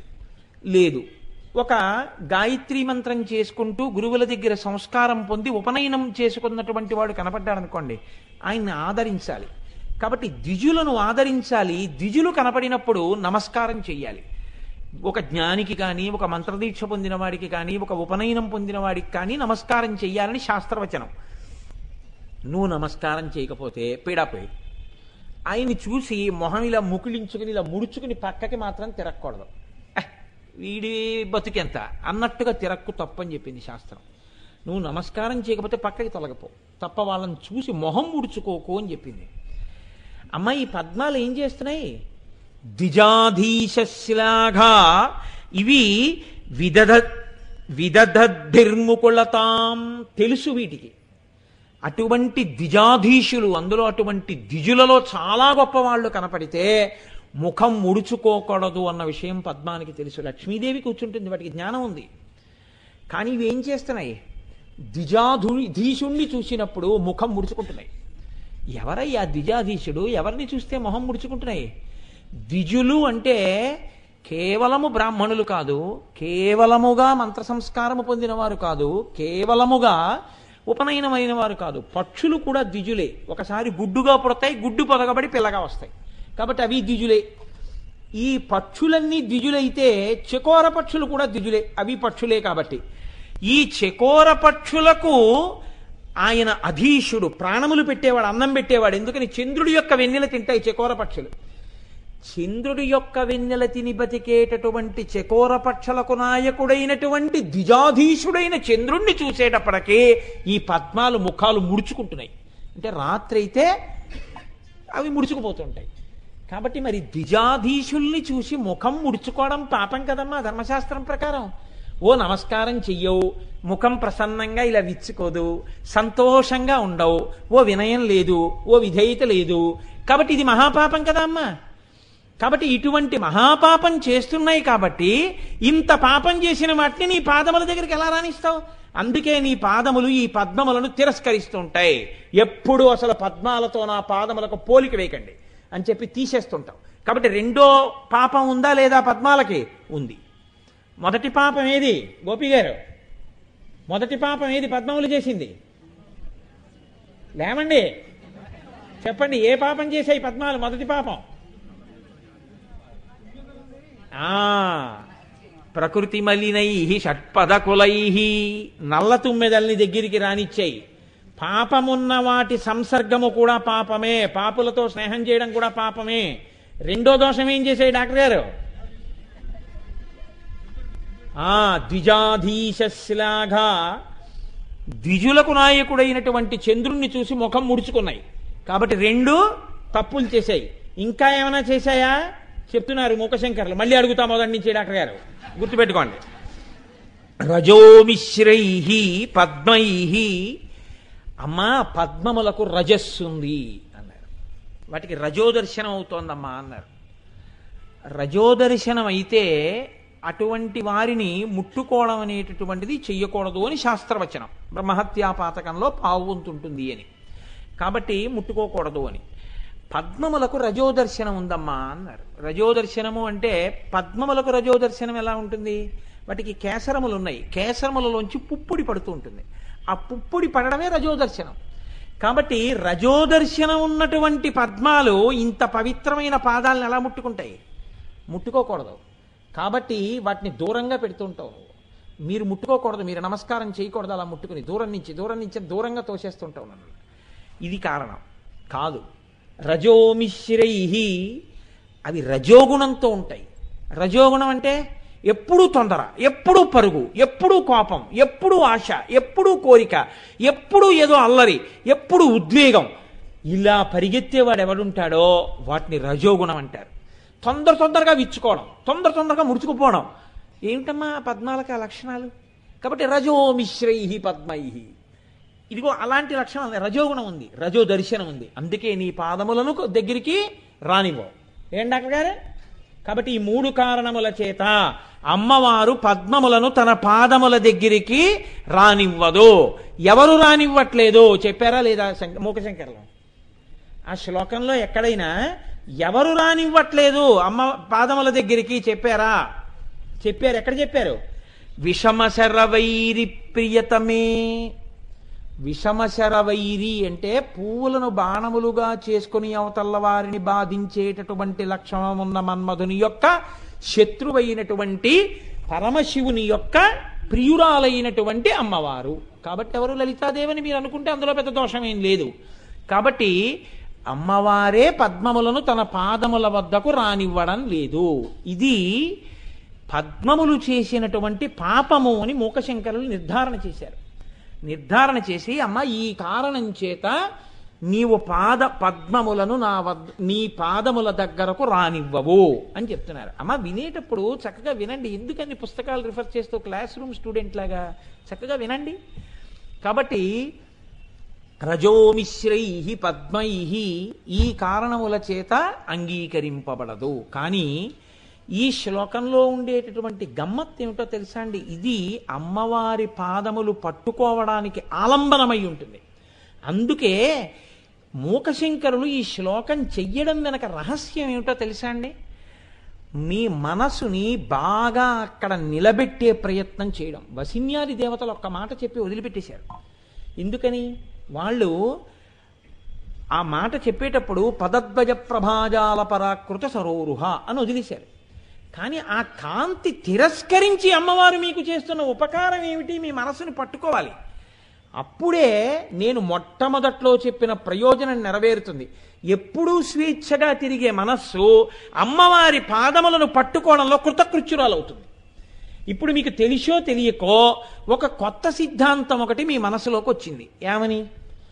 ఓహో, ఈ కారణముల చేత అమ్మవారు పద్మములను తన పాదముల దగ్గరికి రావడాన్ని అంగీకరించదు. ఏమిటవి చేసిన తప్పులు? అవి పాపులతో తిరుగుతుంటాయి. 2, అవి ద్విజాధీశులను శ్లాఘించలేదు, ముఖం ముడుచుకున్నాయి. అదేంటండి పాపం, సాయంకాలం అయ్యేటప్పటికి ముడుచుకోవడం వాడి ధర్మం, అదంతా అనవసరమయ్యా. చంద్రుడు కనబడితే ముగిలించుకున్నాయా లేదా? అంతే దోషం. 3, రజోమిశ్రై, వాటికి రజో సంపర్కం ఉంది, రజోగుణం ఉంది, అందుకే అమ్మవారు రానివ్వలేదు. విషమశరవైరి ప్రియతమే, మన్మధుని యొక్క శత్రువైన పరమశివుని యొక్క ఇల్లాలైన పార్వతీదేవి నీవు రానివ్వలేదు. ఇదే శ్లోకం అలాగే నిర్ధారణ చేసి మీరు అట్టే పెట్టేశారనుకోండి, ఇప్పుడు ఏమైపోతుందంటే ఒక పెద్ద ఇబ్బంది వస్తుంది. ఎక్కడి నుంచి వస్తుందో ఆ ఇబ్బంది నేను చెప్తాను చూడండి. మీరు కింద నుంచి పైకి రండి. ఇప్పుడు ఆ శ్లోకంలో ఆవిడ ఎవరు? విషమశర వైరి ప్రియతమే. ఆవిడ మన్మధుని యొక్క శత్రువైన పరమశివుడికి ఇల్లాలు. కాబట్టి ఇప్పుడు ఆవిడ సహజంగా ఎవరిని ప్రేమించవలసి ఉంటుంది? ఎవరంటే ఇష్టపడాలి? మన్మధుడికి శత్రువుగా నిలబడే వాళ్ళందరినీ ఆవిడ ఇష్టపడి ఉండాలి కదండి. మన్మధుని శత్రువైనటువంటి పరమశివుడి యొక్క భార్య కాబట్టి మన్మధుడికి శత్రువులుగా ఉన్న వాళ్ళందరూ ఆవిడికి ఇష్టపడే వాళ్ళై ఉంటారు, అంతే కదండి. ఇప్పుడు నాతో చాలా సన్నిహితంగా ఉండాలని, నాతో చాలా ప్రేమగా ఉండాలని కోరుకున్నవాడు నేను చాలా ప్రేమించే వ్యక్తి జోలికి వెళ్ళకూడదు. అది మొదటి నియమం కదా. నేను బాగా ప్రేమించే వ్యక్తి జోలికి వెళ్ళడమే ఏ ఇతర కారణము నా పట్ల చేయకపోయినా నా నుంచి దూరం అయిపోవడానికి కారణమైపోతుంది. దానికి పెద్ద సిద్ధాంతావిష్కరణం ఏం అక్కర్లేదు. It requires only common sense. గురువు గారికి ఫలానా వారంటే ఇష్టం, వారి మనస్సు ఖేద పెట్టకూడదు. వారి మనస్సు ఖేదపడి వారు వచ్చి గురువు గారికి చెప్పారనుకోండి, అయిపోయింది, అంతే, నువ్వు జరిగిపోయావు. వారి జోలికి నువ్వు వెళ్ళకూడదు. ఎందుకంటే ఒకటే కారణం, ఆయన ఈయనకి దగ్గర, అంతే. ఆయనకి ఈయన మనసులో స్థానం ఉంది కాబట్టి ఇప్పుడు ఈయన జోలికి నువ్వు వెళ్ళావు, నువ్వు దూరం జరిగిపోతావు, అంతే. అది ఇమిడియట్ రియాక్షన్, దానికి ఇంకేమి సందేహమేమి ఉండదు. అలా ఉండకపోవడం అన్నది ఎక్కడ ఉండదండి లోకంలో. అందుకే లేకపోతే లోకంలో పాపము పుణ్యము అన్న 2 మాటలు రావు. అసలు 2గా మీకు విభాగం చేయడం కుదరదు. ఇప్పుడు అమ్మవారి యొక్క భర్త ఎవరికి శత్రువు? మన్మధుడికి శత్రువు. మన్మధుడికి మిత్రుడిగా మీరు ఉన్నారనుకోండి, అమ్మవారు ఎలా ఆదరిస్తుందండి మిమ్మల్ని? ఎలా ఆదరిస్తుంది? కాబట్టి ఇప్పుడు అసలు అమ్మవారి ఆదరణకి నోచుకోవాలంటే మీకు ఉండవలసిన మొదటి లక్షణం ఏమిటి? మీరు మన్మధుణ్ణి ఆదరించని వారై ఉండాలి. ఈ సభలో ప్రసంగం చెప్తున్న నాతో సహా నిస్సంకోచంగా మాట్లాడితే మన్మధుణ్ణి ఆదరించని వారు ఎవరున్నారు? ఒక్కసారి ఆలోచించండి. నాతో సహా అన్నాను, అందుకే. నాకు కొడుకు కూతురు ఉన్నారండి. కాబట్టి మన్మధుణ్ణి ఆదరించని వారు లోకంలో బహుకొద్ది మంది ఉండి ఉండవచ్చు. ఎక్కడో ఉంటాడు, కోట్ల కోట్ల కోట్ల మందిలో ఒక ఆయన ఉంటాడు ఎక్కడో. మిగిలిన వాళ్ళందరూ మన్మధుణ్ణి ఆదరించిన వాళ్ళే. అంటే ఇప్పుడు ఆవిడ భర్తకి ఎవరు శత్రువో వారిని మిత్రుడిగా చేసుకుని ఉన్న వాళ్ళం మనందరం. ఆయన అంటే చాలా ప్రీతి కలిగిన వాళ్ళం. ఆయన బాణాలు పడితే సుఖాలు అనుభవించి సంతోషించేవాళ్ళం. ఏది? నీచమైన కామోపభోగం దగ్గర నుంచి ఇతరమైనటువంటి కామముల వరకు. కామములు అంటే సుఖముల యందు అపేక్ష వరకు. కాబట్టి మీకు మొట్టమొదట ఎక్కడ డిబార్ అయిపోయారు మీరు? పద్మాల మాట అలా ఉంచండి, అవి పాపం చేశాయంటారేమిటి? మీకు అప్లై చేసుకోండి ఆ శ్లోకాన్ని. మీరేమైనా అమ్మవారి పాదాలు పట్టుకోవడానికి అర్హత ఉందా? లలితాసహస్రం చదవడం ఎందుకు, నేను చెప్పడం ఎందుకు, మీరు వినడం ఎందుకు? ఇంకా పోయింది, మీకు ఓ మార్క్ లేదు అక్కడ. 2 కొంచెం ముందుకు రండి, 3వ పాదంలోకి. వాటికి రజోగుణం ఉంది, రజోదర్శనం ఉంది. రజోదర్శనం ఉంది కాబట్టే మన్మథ బాణం పడ్డానికి యోగ్యతని పొందావు, లేకపోతే అసలు సంసారమే లేదు. 2, రజోదర్శనం ఉంది కాబట్టే అది అణుచుకోవడం కోసం, సత్వంలోకి వెళ్ళడం కోసం నువ్వు లలితా సహస్రం చదువుకుంటున్నావు, లలితా సహస్రం వింటున్నావు, అమ్మవారిని పూజ చేస్తున్నావు. కాబట్టి ఇప్పుడు అసలు రజోగుణం లేనివాడు ఈ సభలో లేడు, అందరూ శుద్ధ సత్వ స్వరూపులే అన్నారనుకోండి, ఇంకసలు ఈ ఉపాసనలు ఎందుకు, ఆరాధనలు ఎందుకు, వాళ్ళందరూ ఈశ్వరుని చేరిపోయిన వాడే. కాబట్టి రజోదర్శనము అంటే రజోదర్శనం అంటే మీరు హీన ప్రవృత్తి ఎందే చూడక్కర్లేదు, ఎప్పుడో అప్పుడు రజోగుణాన్ని చూపించినవాడు, పోని ఎప్పుడో అప్పుడు ఉద్వేగాన్ని చూపించినవాడు. ఇప్పుడు ప్రశాంతంగా ఉన్నాడేమో, ఉద్వేగం చూపించకుండా ఉన్నానన్నవాడు ఉన్నాడేంటి? శంకరాచార్యులు వారంతటి వారు ఓసారి అదేంటి ఎవరినో చూసి చిచి పక్కకి తప్పుకో అన్నారు. నన్ను తప్పుకోమంటావా, నాలో ఆత్మ తప్పుకోమంటావా అంటే కాళ్ళ మీద పడి మరి ఈశాపంచకం చేశారంటే శంకరాచార్యులు వారు కూడా ఇప్పుడు ఈ లిస్టులోకి రాకుండా వెళ్ళిపోవాలి కదండి. మరి ఎప్పుడో అప్పుడు రజోగుణం బయటికి వచ్చిందిగా. కాబట్టి రజోదర్శనం అయినటువంటి వాడెవ్వడో అమ్మవారి పాదములు ముట్టుకోవడానికి అర్హుడు కాడో తీసేయాలి కదండి. అప్పుడు మనలో ఎవరన్నా మిగులుతామని నేను అనుకోవట్లేదు, నేనైతే మిగలను ఖాయంగా చెప్పేసుకుంటున్నాను, మీ జోలికి నేను రాను. కాబట్టి రజోమిశ్రై పక్కన పెట్టేయండి. ఇంకొంచెం ముందుకు రండి. ఇప్పుడెవరు? ద్విజాధీశ్లాఘ, చాలా ఉత్తములైనటువంటి వారు ఎవరున్నారో, ఈశ్వరారాధకులు ఎవరున్నాయో అటువంటి వారికి పేరు పద్దు పెట్టకుండా ఉండుట, అటువంటి వారి జోలికి వెళ్లకుండా ఉండుట, అటువంటి వారికి నమస్కరించుట. మన జన్మాంతరంలో అలా ఎక్కడైనా ఆయన కనపడడం కాదు, ఆయన ఫోటో కనపడితే నమస్కారం పెట్టి అంత గౌరవంగా మనం జీవిస్తున్నటువంటి క్రమం మనకుందా? అసలు ద్విజాధీశుడన్నవాడు ఎరుకలో ఉండడం, వాడికి నమస్కారం చేయడమే లేదు. ఇంకా ద్విజాధీశ శ్లాఘ ఎక్కడుంది? ఆయన్ని కీర్తించడం వరకు ఎక్కడొచ్చింది? లేదు. కాబట్టి అమ్మవారి పాదాలు ఎలా పట్టుకుంటారు మీరు? మీరు ఎక్కడా మహోత్కృష్టమైనటువంటి ఓ బ్రహ్మజ్ఞానిని కీర్తించిన సందర్భాలు జీవితంలో లేవు, మహాత్ముల్ని నిందించిన సందర్భాలు ఉంటే ఉండొచ్చు. కాబట్టి అమ్మవారి పాదాలు పట్టుకోవడానికి అవకాశం లేదు. పద్మాలు పాపం చేయలేదండి, పాపం చేసిన తుమ్మిదలకి ఆశ్రయం ఇచ్చేయి. తుమ్మిదలకి ఆశ్రయం ఇస్తే అవి కూడా పాపులు, కాబట్టి అమ్మ నువ్వు పాదాల దగ్గరికి రావట్లేదు అంటే మనందరం తప్పట్లు కొట్టి మా గోపి గారు, డాక్టర్ గారు, చలపతి గారు సిద్ధాంతం చేసేశారు. అవునండి పాపం చేసేయండి, అందుకే అమ్మవారి పాదాల దగ్గరికి రావక్కర్లేదండి అన్నారు. పాపం చెయ్యని వాళ్ళు ఎవరైనా ఉంటారా చలపతి గారు? పోనీ చెయ్యకపోతే పాపులతో స్నేహం లేనివాడు ఉన్నాడు ఆ లోకంలో. మరి అప్పుడు మనమే బతుకేమైనట్టు? మీరంత తేలిగ్గా సిద్ధాంతం చేశారు ఏమండి? మీరు ఇందాక చెప్పడం అంత తేలిగ్గా చెప్పేశారు పద్మాలు కదా అని. ఇప్పుడు కింద నుంచి పైకి వచ్చేటప్పుడు ఇవి లేని వాళ్ళని ఒకళ్ళని చూపించండి నాకు. మరి ఎందుకు చెప్తున్నట్టు లలితా సహస్రం ఎలాగ ఇప్పుడు మనం ఎలాగ గట్టెక్కడని నాకు చెప్పండి. మీరు వచ్చి మీరు అలా నిర్ధారణ చేసేసారే తేలిగ్గాను. ఇప్పుడు ఈ 4ంటిని దాటి చేరడానికి అవకాశం ఏమైనా ఉంటుందా? 4 దాటగలమా అంటే చూడండి, డాక్టర్ గారు చాలా తెలివైన వారు, మంచి మాటే, నేను కాదన్ను. అందులోనే ఉంది చమత్కారం ఆ శ్లోకంలో. మళ్ళీ శ్లోకం కిందకి రండి. వస్తే ఇప్పుడేమంటున్నారు? మీకు ఊరట కలగాలి వెంటనే, ఎందుకని బెంగొచ్చింది. అమ్మ నాయనో ఇదేదో పద్మాలనుకుని అన్నాం, ఈ కొంప తీసే ప్రక్రియ మన మీదకి వచ్చింది. ఇప్పుడు పద్మాల మాట దేవుడు ఎరుగు, ఇప్పుడు మనకి ఉన్నాయి కదా సర్వలక్షణ లక్షితాకారులు. ఇప్పుడు మన బతుకేమిటి అమ్మవారి విషయంలో? పోన్లేండి ఇప్పటివరకు అయిందైతే అయిపోయింది, అమ్మవారి పాదాలు పట్టుకోండి ఏం పర్వాలేదన్నారు మా డాక్టర్ గారు. సరే డాక్టర్ గారు పట్టుకోవడానికి అవకాశం ఇచ్చేసాం, ఆ తర్వాత ఎప్పుడు ఈ 4 చేయకుండా ఉంటారా? లేవండి డాక్టర్ గారు, సాధ్యం కాదు అంటే మీరు సాధ్యం కాదు, నేను ఈ 4ంటితోటి ఉంటానని చెప్పినా అమ్మవారు అంగీకరించి మిమ్మల్ని తీసుకోవాల్సింది. చూడండి గడుస్తాను. అదిట ఆయన అమ్మవారి పాదాలు పట్టుకుంటారట. పట్టుకున్నారు కాబట్టి 4 తప్పని తెలుసు కాబట్టి వదిలేస్తారా అంటే అలా కుదరదండి అంటున్నారు. అలా కుదరదండి, పాపులతోనూ తిరుగుతాను, పాపము చేస్తాను. కానీ నిజాయితీగా మాట్లాడారండి, చాలా నిజాయితీగా మాట్లాడారు. వదిలేస్తానులేండి అనలేదు ఆయన. పాపులతోనన్నా తిరుగుతాను, పాపమన్నా చేస్తాను.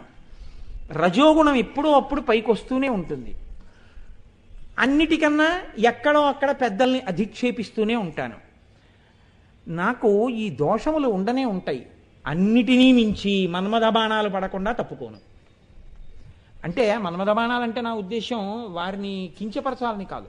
ఏదో ఓ కోరిక అంటూ ఉంటుంది కదండి జీవితంలో, అప్పుడు అది మన్మథ బాణానికి లొంగడమే.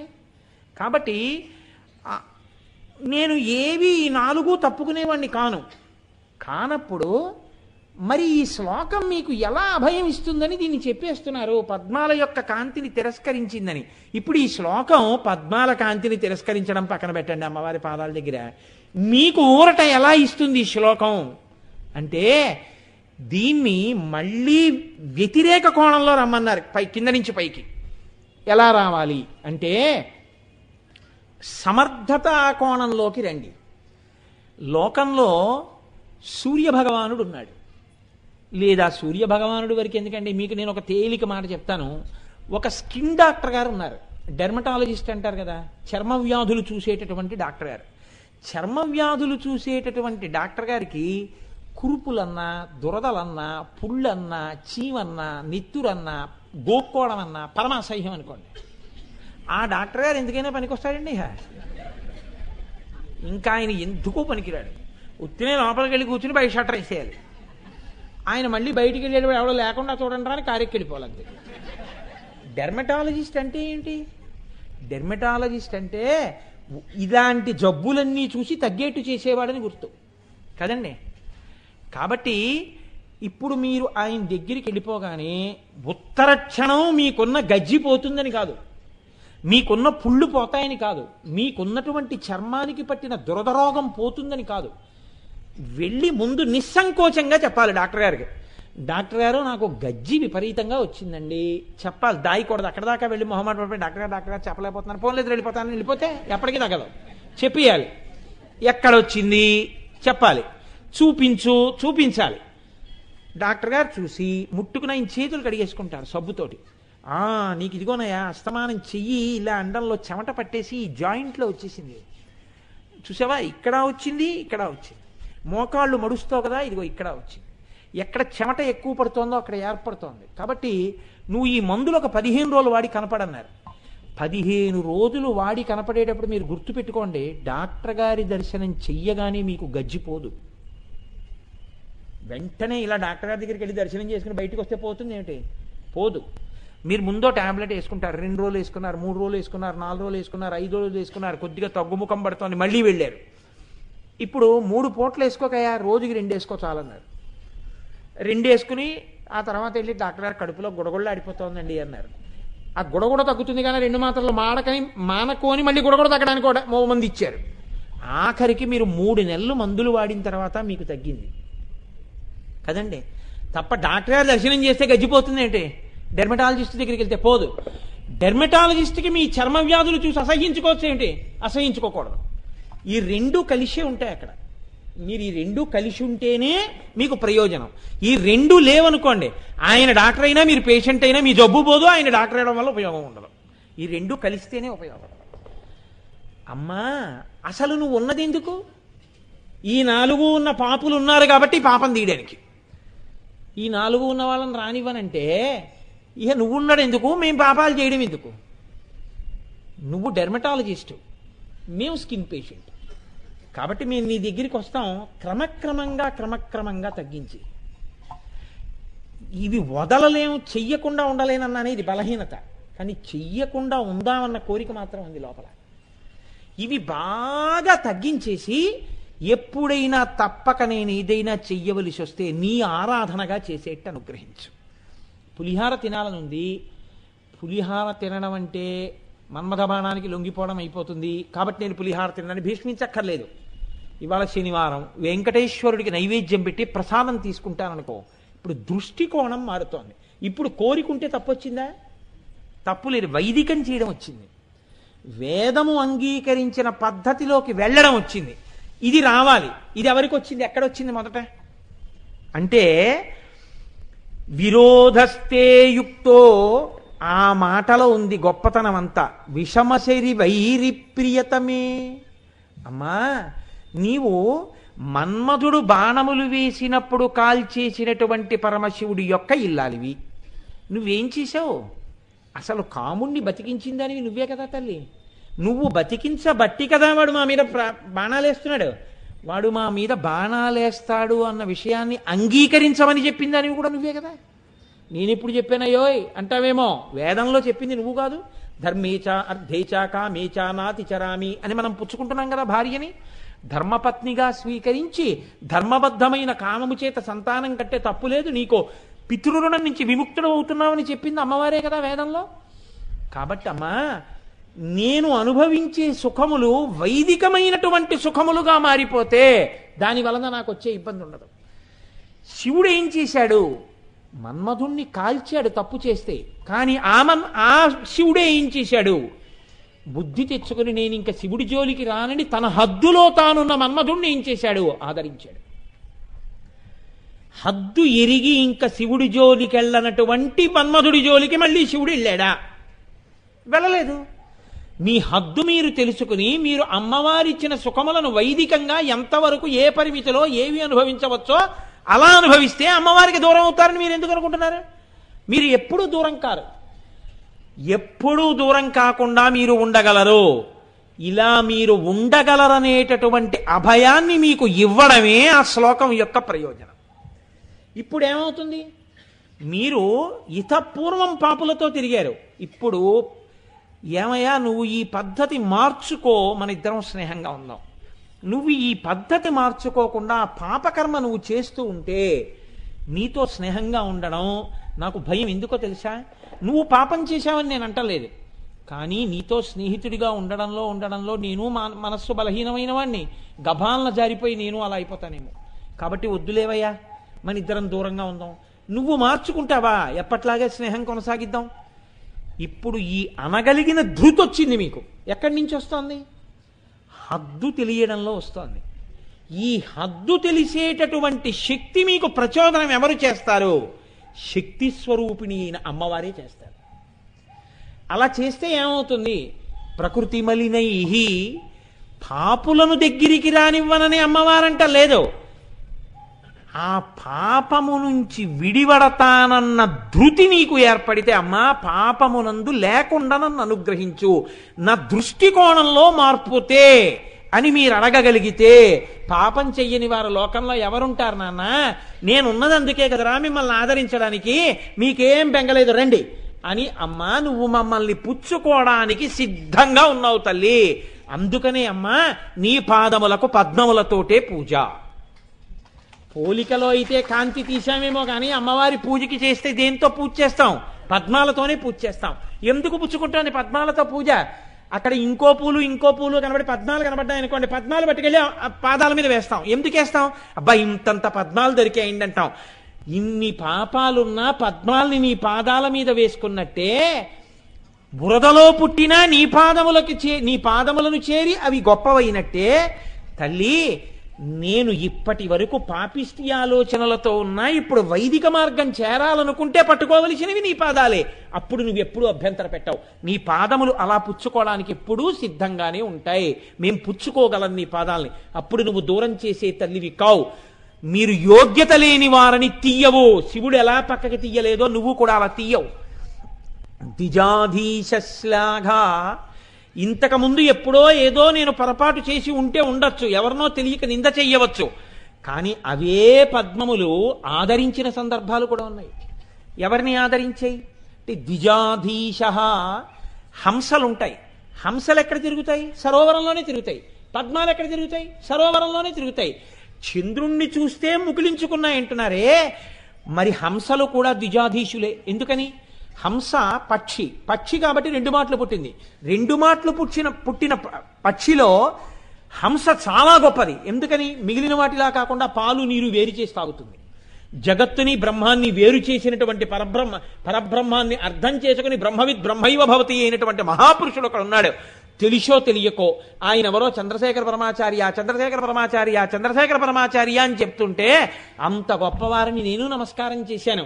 నేను తెలుసుకుని నమస్కారం చేసిన ఆ నమస్కారము చేత నేను చేసిన దోషములు తొలగి ఇక ముందు నేను బ్రహ్మజ్ఞానుల పట్ల మర్యాదతో ప్రవర్తించేటటువంటి అనుగ్రహము నీ వలన కలుగుగాక.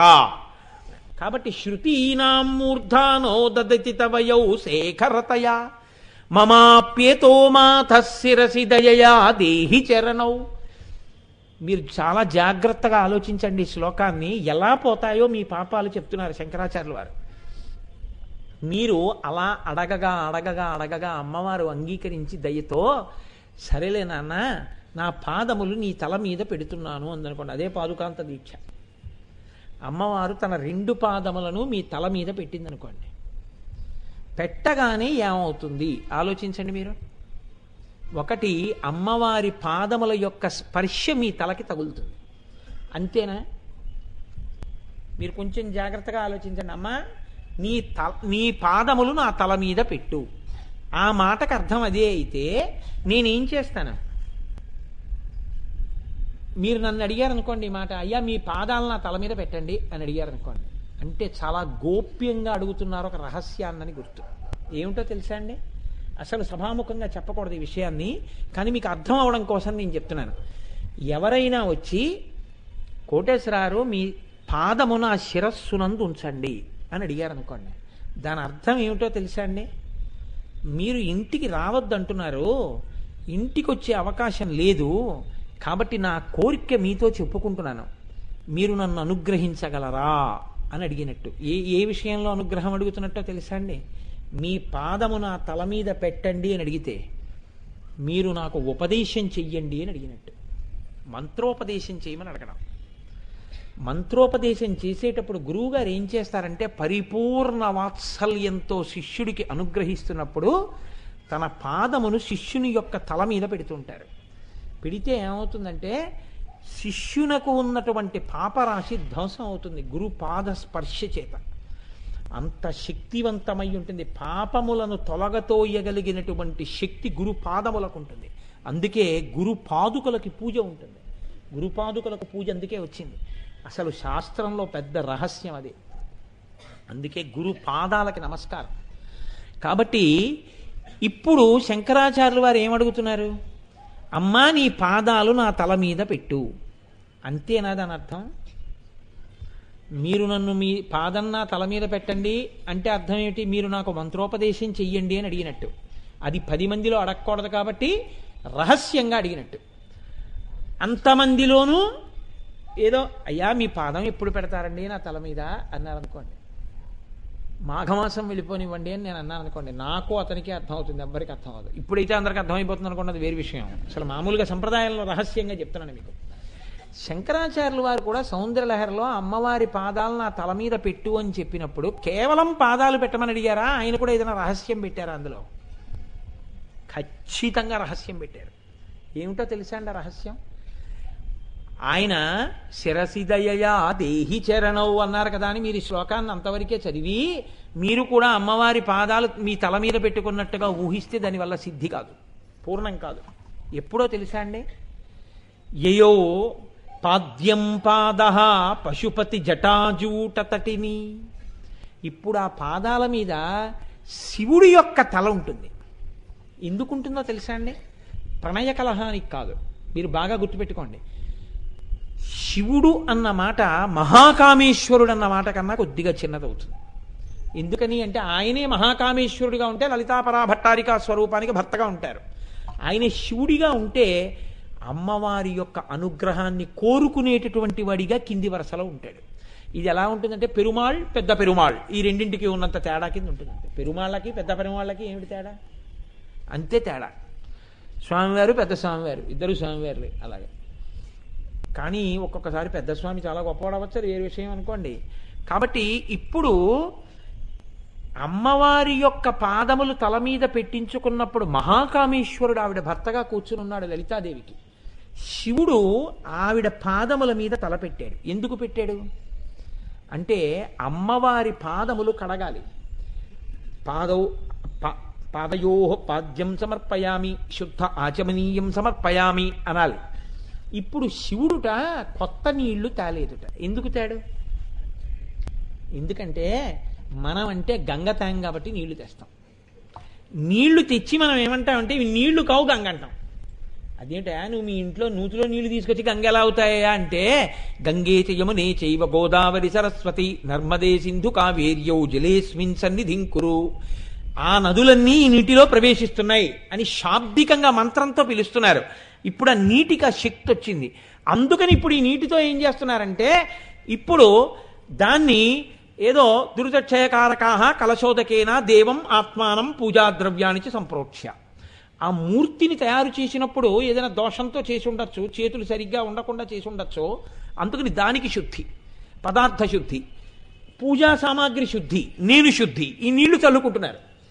శివుడు కూడా అమ్మవారికి పూజ చేసేటప్పుడు కొత్త నీళ్లు తేడు. ఎందుకు తేడు? మీరంటే తెచ్చుకున్న నీళ్లు గంగ చేస్తున్నారు, శివుడికి గంగే తలలో ఉంది. కాబట్టి ఇప్పుడు ఆయన తల వంచి అమ్మవారి పాదముల మీద తల పెట్టుంచుతాడు. ఇప్పుడు ఆయన తలలోంచి ఏది జాలువారి పడుతుంటుంది? గంగ పడుతుంటుంది. గంగ పడుతున్నప్పుడు ఒక్క అమ్మవారి పాదముల మీద పడి మీ తల మీద పడకుండా ఆగుతుందా? ఆలోచించండి, ఆగదు. అమ్మవారి పరమశివుడి యొక్క జటాజూటంలోంచి జారి అమ్మవారి పాదములు కడిగి మీ తల మీద పడి ఈ పక్క నుంచి ఇలా జాలువారుతుంది. ఇప్పుడు అది అమృతం కదండి. అయిపోయిందా అక్కడతో? ఆ నీళ్లు ఎర్రగా ఉంటాయి, అమ్మవారి పాదాల నుంచి వచ్చేవి. ఎందుకుంటాయి ఎర్రగా? చెప్తున్నారు శంకరాచార్యులు వారి రహస్యాన్ని. అరుణహరి చూడామణి రుచి. శ్రీ మహావిష్ణువు యయోహో లక్ష్మాలక్ష్మి. ఆయన ఎర్రటి వజ్రం తన కిరీటంలో ఉంటుంది. అమ్మవారి పాదములను చూడగానే గభాలన ఇలా తల వంచి నమస్కరిస్తాడు. ఇలా తల వంచి నమస్కరించినప్పుడు ఆ కిరీటములో ఉన్నటువంటి మణి కాంతి ఎర్రగా ఆవిడ పాదముల మీదున్న పదార్థాన్ని, అనులేపనాన్ని ఎర్రగా మార్చినట్టు లత్తుకగా మారిపోతుంది. అది అసలు లత్తుక. ఇప్పుడు ఈ లత్తుక ఏమైపోయిందిట? నీరు తగిలేటప్పటికి ఎర్ర నీరుగా మారిపోయింది. శివుడి తలలో ఉన్న గంగతోటి శ్రీ మహావిష్ణువు యొక్క ఎర్రటి కిరీటపు మణుల కాంతులు కలిస్తే ఎర్రటి నీటిగా కింద పడుతోందిట ఆ వజ్రముల యొక్క కాంతిలో. అది లాక్షారసం అయిందంటే లత్తుక రసం అయింది. అయి ఇప్పుడు ఎర్రటి నీళ్ళు ఇలా పడుతున్నాయి. అంతేనా? విష్ణువు నమస్కరించినప్పుడు భార్యాసహితుడై నమస్కరిస్తాడు. పెద్దలకి నమస్కరించేటప్పుడు ఒక్కడు చెయ్యడు, రావోయ్ అని ఇద్దరు కలిసి నమస్కారం చేస్తారు. యయౌర్ లాక్షాలక్ష్మి అండంలో రహస్యం అదే. లక్ష్మీ సహితుడై చేస్తున్నాడు. శివుడు గంగా సహితుడై చేస్తున్నాడు. గంగా సహితుడై ఎందుకు చేయాలి? అక్కడ చమత్కారం ఉంది. పార్వతీ సహితుడై చెయ్యొచ్చు కదండి అని మీరు అనొచ్చు. ఈయన పెద్ద స్థాయే కామేశ్వర స్థాయి. కాబట్టి ఈయనే పెద్ద స్థాయిలో చెప్పినప్పుడు కామేశ్వరుడైనప్పుడు ఈయనే మళ్ళీ పార్వతీ సహితుడై నమస్కారం చేసి కింది స్థాయిలో ఈవిడ పై స్థాయిలో ఉన్నవాడికి నమస్కారం చేసుకోవడం ఉండదు. ఒక దోష నివారణార్థం గంగాదేవితో చేస్తాట. ఎందుకు చేస్తాట? సరోషా గంగాయాం. శంకరులు చెప్పారు శ్లోకంలో, పరమశివుడు ఇంత గొప్పవాడని సరస్వతీదేవి స్తోత్రం చేస్తుంటే మా ఆయనే అని ఇలా తొంగి చూసిందిట. ఏమిటి మీ ఆయన అందిట ఆవిడ. జటాజూటంలోకి వెళ్ళిపోయింది బెంగెట్టుకొని. మరి తప్పు చేసింది కదా అమ్మవారి పట్ల. నిన్న తప్పు చేసావు కదా, గబుక్కుని పైకి తొంగి చూసావు కదా, నేను భరించాను కాబట్టి భర్తను కానీ తాళి కట్టానే, అలా ఎందుకు చూసావు? రేపు నేను దండం పెట్టినప్పుడు నువ్వు దండం పెట్టి క్షమించేస్తుందన్నట్ట. అందుకని ఆవిడ్ని కూడా తీసుకొచ్చి కాళ్ళ మీద బారేశాడు ఇప్పుడు. కాబట్టి శివుడు గంగతో కలిసి కాళ్ళ మీద పడ్డాడు. అందుకని పార్వతీ సహితుడై కాదు గంగా సహితుడై అన్నారు. కారణం ఎంత చమత్కారంగా వస్తాయో చూడండి శంకరాచార్యుల వారి శ్లోకాలు.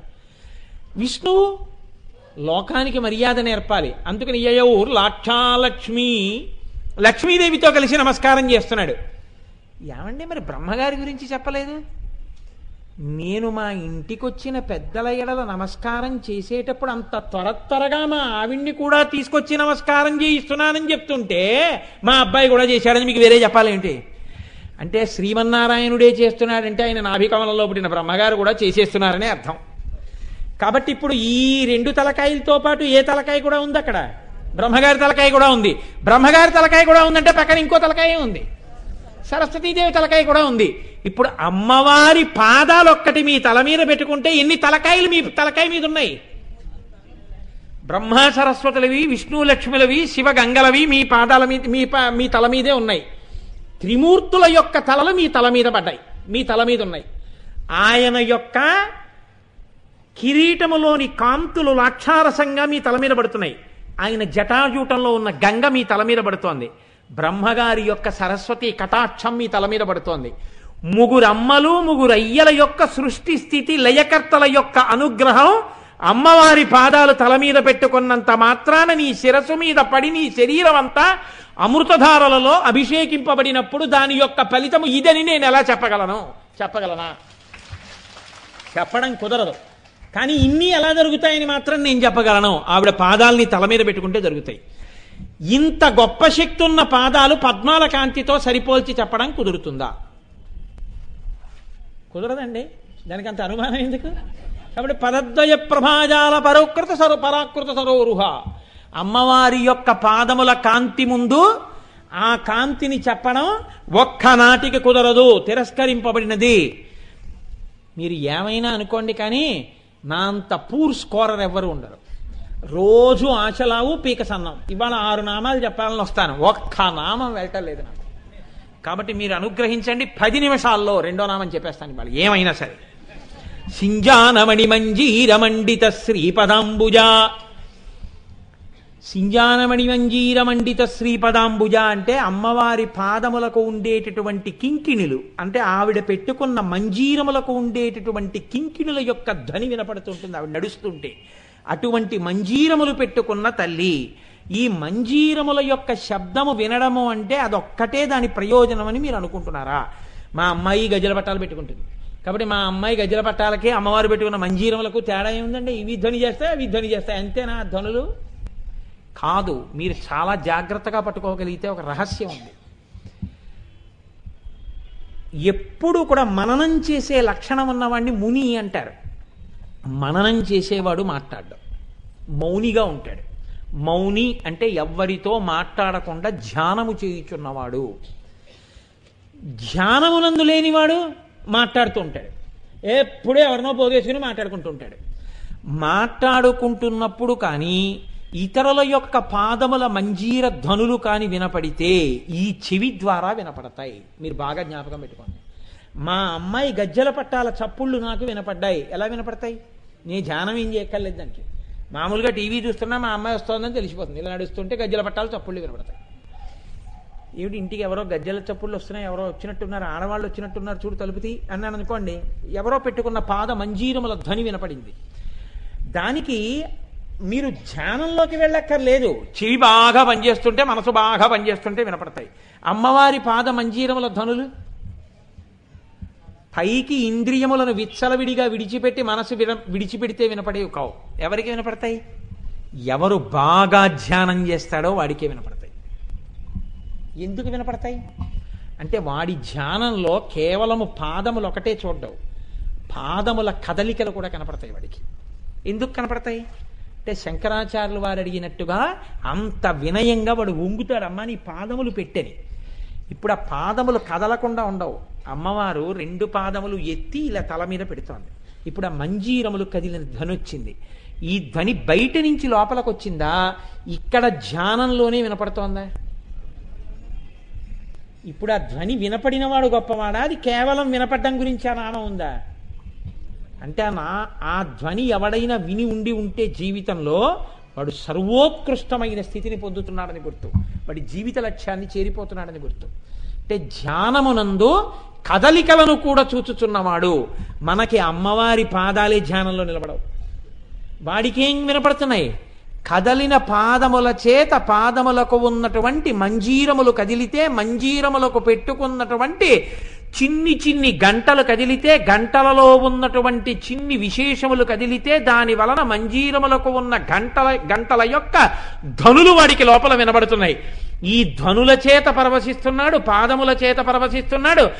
ఇప్పుడు వాడికి ధ్వని వినపడుతోందంటే స్పర్శ కూడా తెలుస్తోంది. పాదములది స్పర్శ కూడా తెలుస్తోందంటే పాదములకు ఉన్నటువంటి సువాసనలు ముక్కుకి తెలుస్తున్నాయి. వాడికి సువాసనలు ముక్కుకి తెలుస్తున్నాయంటే వాడు తర్వాతది కూడా తెలుసుకుంటున్నాడు. ఏది తెలుసుకుంటున్నాడు? ఈ పాదములు తల మీద పెట్టుకున్న వాడి మీద అమ్మవారు ప్రేమతో చేతులు కూడా పెడుతోంది. చేతుల మీద కూడా పెడుతోంది కాబట్టి చేతులకున్న గాజులు కదులుతున్నాయి. గాజులు కదులుతున్నాయి కాబట్టి గాజుల యొక్క కణకణ రవములు వాడు వింటున్నాడు. ఇది వింటున్నప్పుడు అమ్మవారు ముందు కొంగింది కాబట్టి అమ్మవారి తాంబూలపు వాసనలు వాడు చూస్తున్నాడు.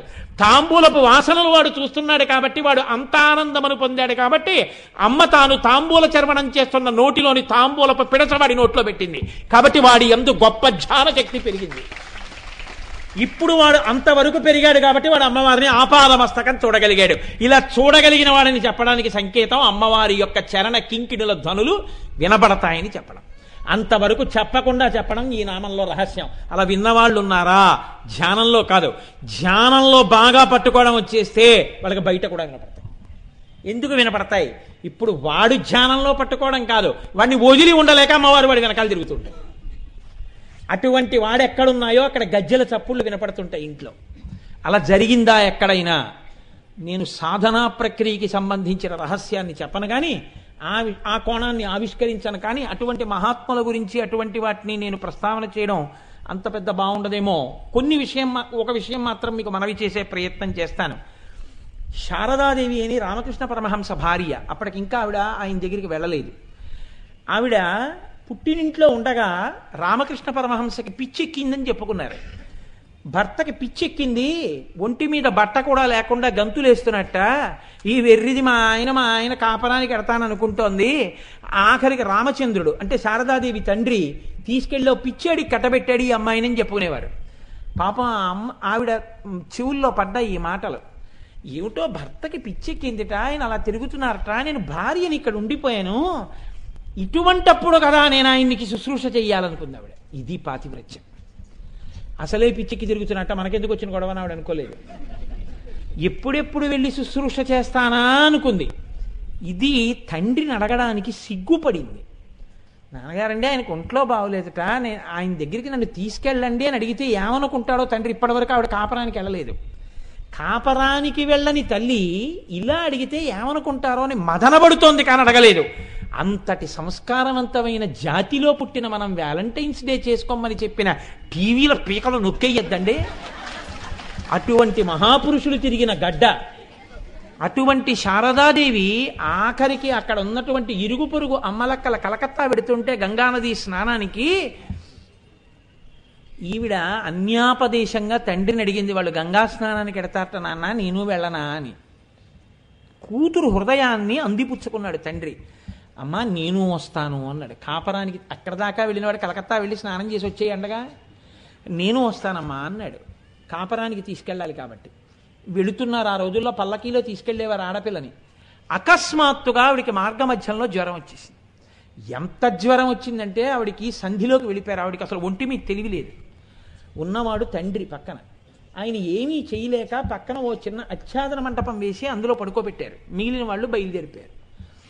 ఆవిడ జ్వరంతో పడిపోయింది. ఇంతలో ఒకరోజు ఆవిడికి గజ్జెల చప్పుళ్ళు వినపడ్డాయి. ఏమిటి గజ్జెల చప్పుళ్ళలోనే ఆవిడ కళ్ళు తెరిచి చూశారు. కళ్ళు తెరిచి చూసేటప్పటికీ నల్లగా ఉన్నటువంటి ఒక స్త్రీ వస్తోంది దగ్గరికి. ఆవిడ రాసుకున్నారండి జీవిత చరిత్రలో. ఆవిడ చెప్పుకున్నారు తన శిష్యులకి, ఒక ఆవిడికి, నల్లనిదైనా అంత అందగత్తెని నా జన్మాంతరమునందు నేను ఇక చూడలేదు అని రాసుకున్నారు.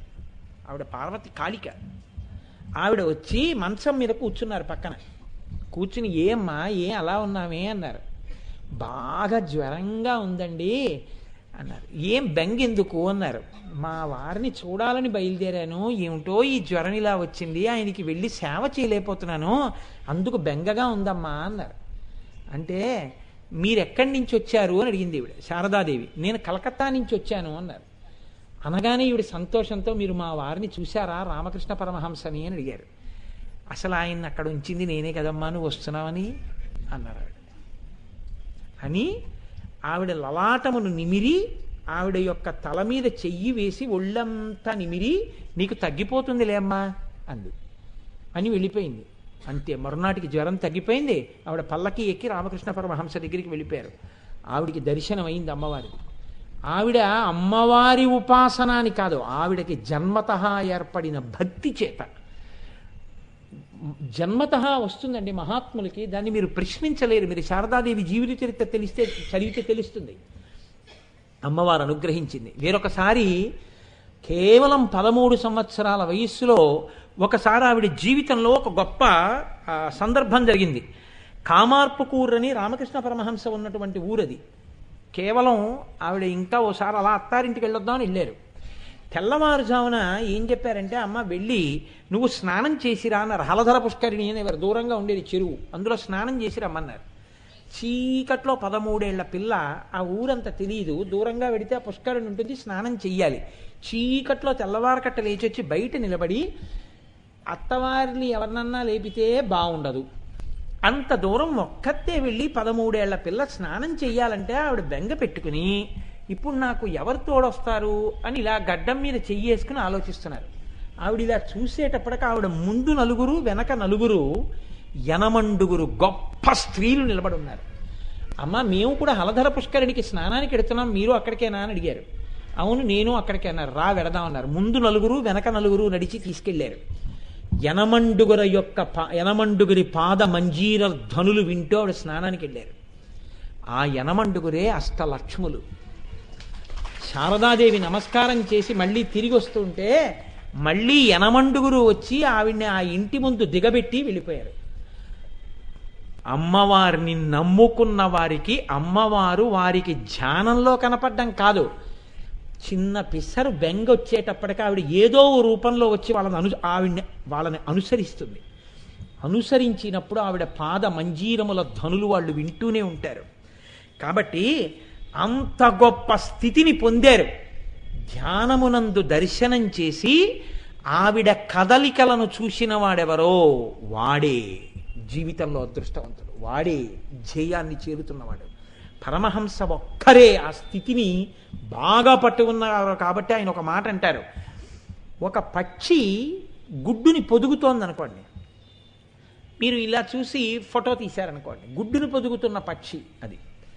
ఇప్పుడు ఆ పక్షి ఫోటో తీసుకొచ్చి చూపించారనుకోండి, ఎలా ఉంటుంది ఆ పక్షి? గుడ్డు మీకు కనపడదు. ఎందుకని అంటే దాని కడుపు తగిలేటట్టుగా కూర్చుంది ఆ పక్షి. కూర్చుని ఇలా కళ్ళు మామూలుగా ఇలా విప్పి ఉండదు, అలా అవ్యక్తమైన ఆనందంతో ఉంటాయి ఆ కళ్ళు, అంతే, అదే కనపడుతుంది. కానీ తన కడుపులోంచే బయటికి వచ్చినటువంటి గుడ్డు లోపల ఒక పిండం ఉందని, ఆ పిండం పిల్లవుతుందని, అది గుడ్డుని పగలకొట్టుకుని పైకొస్తుందని, అది తన బిడ్డేనని, తన కడుపు వేడి తగిలితేనే ఆ గుడ్డు పొదగబడుతుందని, కానీ దాని మీద తను బరువుగా కూర్చుంటే దాని పెంకు చాలా సున్నితమని, అది పగిలిపోతే పిండం స్రావం అయిపోతుందని, ఇన్ని తెలియకపోతే ఆ పక్షి జాగ్రత్తగా 2 రెక్కలు 2 పక్కలా పెట్టి కాళ్ళు వెనక్కి పెట్టి పొదగడానికి కూర్చునే పక్షిని మీరు చూడాలి. చిన్న గూడు ఉంటుంది, ఆ గూట్లో గడ్డిలో గుడ్డు పెడుతుంది. ఎంత మాత్రము ఇష్టం వచ్చినట్టు ఇలా కాళ్లతో ముక్కుతో కదపదు, కన్నం పడితే స్రావం అయిపోతుందని. జాగ్రత్తగా తానే ఒబ్బిడి చేసుకుని ముందు ఒక కాలు ఇటేసి కాలు ఎత్తటేస్తుంది, తర్వాత 2 కాళ్ళు ఇలా వెనక్కి జరుపుతుంది. కడుపు గుడ్డు దగ్గరికి వచ్చింది అని తెలుసుకున్న తర్వాత చాలా మెల్లమెల్లగా వంగుతుంది. కడుపు గుడ్డుకి తగిలింది పెంకుకి అన్న తర్వాత ఇక నొక్కకుండా అలాగే కూర్చుంటుంది. 2 రెక్కలతో ఆచ్ఛాదిస్తుంది. తన కడుపుకి గుడ్డు తగులుతున్న విషయం ఎవ్వరికీ కనపడకుండా చూసుకుంటుంది. కానీ తన యొక్క కడుపు వేడి గుడ్డు పెంకుకి తగిలి లోపల ఉన్నటువంటి పదార్థము పిండంగా మారి ప్రాణం పోసుకుంటున్నటువంటి ఆ స్థితిని తన స్పర్శ చేత గ్రహించి తన బిడ్డ ప్రాణం పోసుకుంటోందని తెలుసుకున్న పక్షి ఆ పొందుతున్న గొప్ప ఆనందమే బరువుగా రెప్పలు పడుతున్నప్పుడు దాని కళ్ళల్లో కనపడుతుంటుంది తప్ప దాని యొక్క ఆనందము నీకు సమానముగా అర్థమైపోతుందా? అర్థమవదు. అమ్మవారి పాదములు కదిలినప్పుడు వచ్చేటటువంటి మంజీర ధ్వనులను ధ్యానమునందు వినేటటువంటి యోగి మనస్సు పొందుతున్నటువంటి గొప్ప ఆనందమును నువ్వు ఆయన కూర్చున్న స్థితిని చూసినంత మాత్రం చేత నువ్వు కూడా పట్టుకుని వినగలవా? నువ్వు వినలేవు. ఆ ధ్వనులు ఆయనకే తప్ప నీకు వినపడవు. బాహ్యంలో నా కూతురు నడిస్తే ఆ ధ్వని నాకు మీకు కూడా వినపడుతుంది. ధ్యానంలో మీకు వినపడిన ధ్వని మీకే తప్ప మీ పక్కనే నేను కూర్చున్నా నాకు వినపడదు.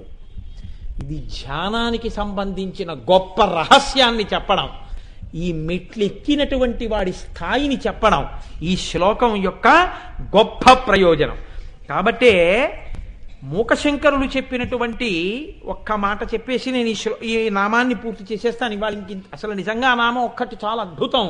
అలా పూర్తి చేస్తున్నందుకు నా మనసు బాధపడుతోంది. కానీ నేను 2 రన్స్ అయినా కొట్టానని ఇవాళ నా స్కోర్ చూపించాలి. కథం వాచాలోపి ప్రకటమణి మంజీర నినదైః సదైవానందార్ధ్రాన్ విరచయతి వాచం యమజనాన్ ప్రకృత్యాతేషో నచ్చ విరపి చ కామాక్షి చరణో మనీషా నైర్మల్యం కథమివ నృణాం మాంసలయతే. అందులో అంటారు, అమ్మ మౌనముగా కూర్చుని ధ్యానం చేసేటటువంటి వ్యక్తికి వినపడుతున్నటువంటి ఈ మంజీర ధ్వనులు ఆయనని ఆకర్షించే ధ్వనులు కావు, ఆయన గుర్తుపట్టి సంతోషించే ధ్వనులు కావు, ఆయన తడిసిపోతున్న ధ్వనులు. ధ్వనికి తడిసిపోవడం ఉండదు. కానీ ఇవి ఆర్ద్ర అంటే అమ్మవారి యొక్క అనుగ్రహం అనేటటువంటి అమృతము చేత తడుస్తున్నాడు ఈ మంజీర ధ్వనులు విన్నవాడు. 2, ఎర్రటి వస్తువు తలలోకి ప్రవేశించినా తల మీద పెట్టుకున్నాడన్నా గుర్తు ఏమిటంటే రాగమునకు లోనయ్యాడని గుర్తు.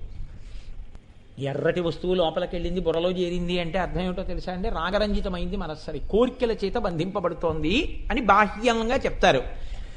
ఎర్రగా ఉన్న అమ్మవారి పాదాలు నల్లటి తల మీద పెట్టుకుంటే వీడి యొక్క తమోగుణం పోయి వీడి తెల్లటి శుద్ధసత్వం వైపుకి వెళ్ళిపోతున్నాడని గుర్తు. ఎర్రటి పాదమునకున్న పచ్చటి మంజీరము యొక్క చిరుగంటల ధ్వనులు మామూలుగా బాహ్యంలో వినపడేవాడికి కనపడేవాటికి ఇచ్చే ప్రయోజనాలకి విరుద్ధమైన ప్రయోజనాలు ఇచ్చి ఆ ప్రయోజనముల యొక్క స్థితిని చెప్పడం ఎక్కడ వాక్కులకు చేత కాదో, ఎక్కడ ఎవడు కన్నులతో చూసినా వాడు చూస్తున్నది చూడలేడో, ఎవడు పక్కన కూర్చున్నా ఆ కూర్చున్నవాడు చెవులతో వింటున్నది వినలేడో, ఎవడు పక్కన కూర్చున్నా వాడు తడిసిపోతున్నట్టు తడవలేడో, ఎవడు ఆయన పక్కనే కూర్చున్నా ఆయన తడిసిపోతున్నాడని తాను తెలుసుకోలేడో, ఎవడు ఆయనతో కలిసి జీవిస్తున్నా ఆయన చేరుతున్న చోటు వీడు చేరలేడో, అటువంటి చేరిపోతున్న స్థితికి సూచనలు ఆ తల్లి మంజీర ధ్వనులు. కాబట్టి సింజానమణి మంజీర మండిత శ్రీపదాంబుజ, శ్రీకారం వేసేశారు, శాక్తేయ ప్రణవం. అంత గొప్ప ధ్వనులమ్మా నీ పాద మంజీర ధ్వనులు. కాబట్టి తల్లి నా జన్మాంతరమునందు ఎప్పటికైనా ఆ నీ పాద మంజీర ధ్వనులు నా చెవుల వినపడి నా జీవితము ప్రయోజనమును పొందుగాక అని అమ్మవారి పాదములు పట్టుకుని ప్రార్థన చెయ్యడమే ఆ 2 నామముల యొక్క గొప్పతనం. కాబట్టి పాపమును విరిచి ఆవిడ్ని చేరుకోవడమే మొదటి నామం యొక్క ప్రయోజనం. ఆవిడ దయ. 2 ధ్యానమునందు పొందేటటువంటి అమృత స్థితి. కాబట్టి రేపటి రోజున భీష్మేకాదశి అత్యద్భుతమైనటువంటి తిథి. కాబట్టి రేపు సాయంకాలం మనం 6 గంటలకే కలుసుకుందాం.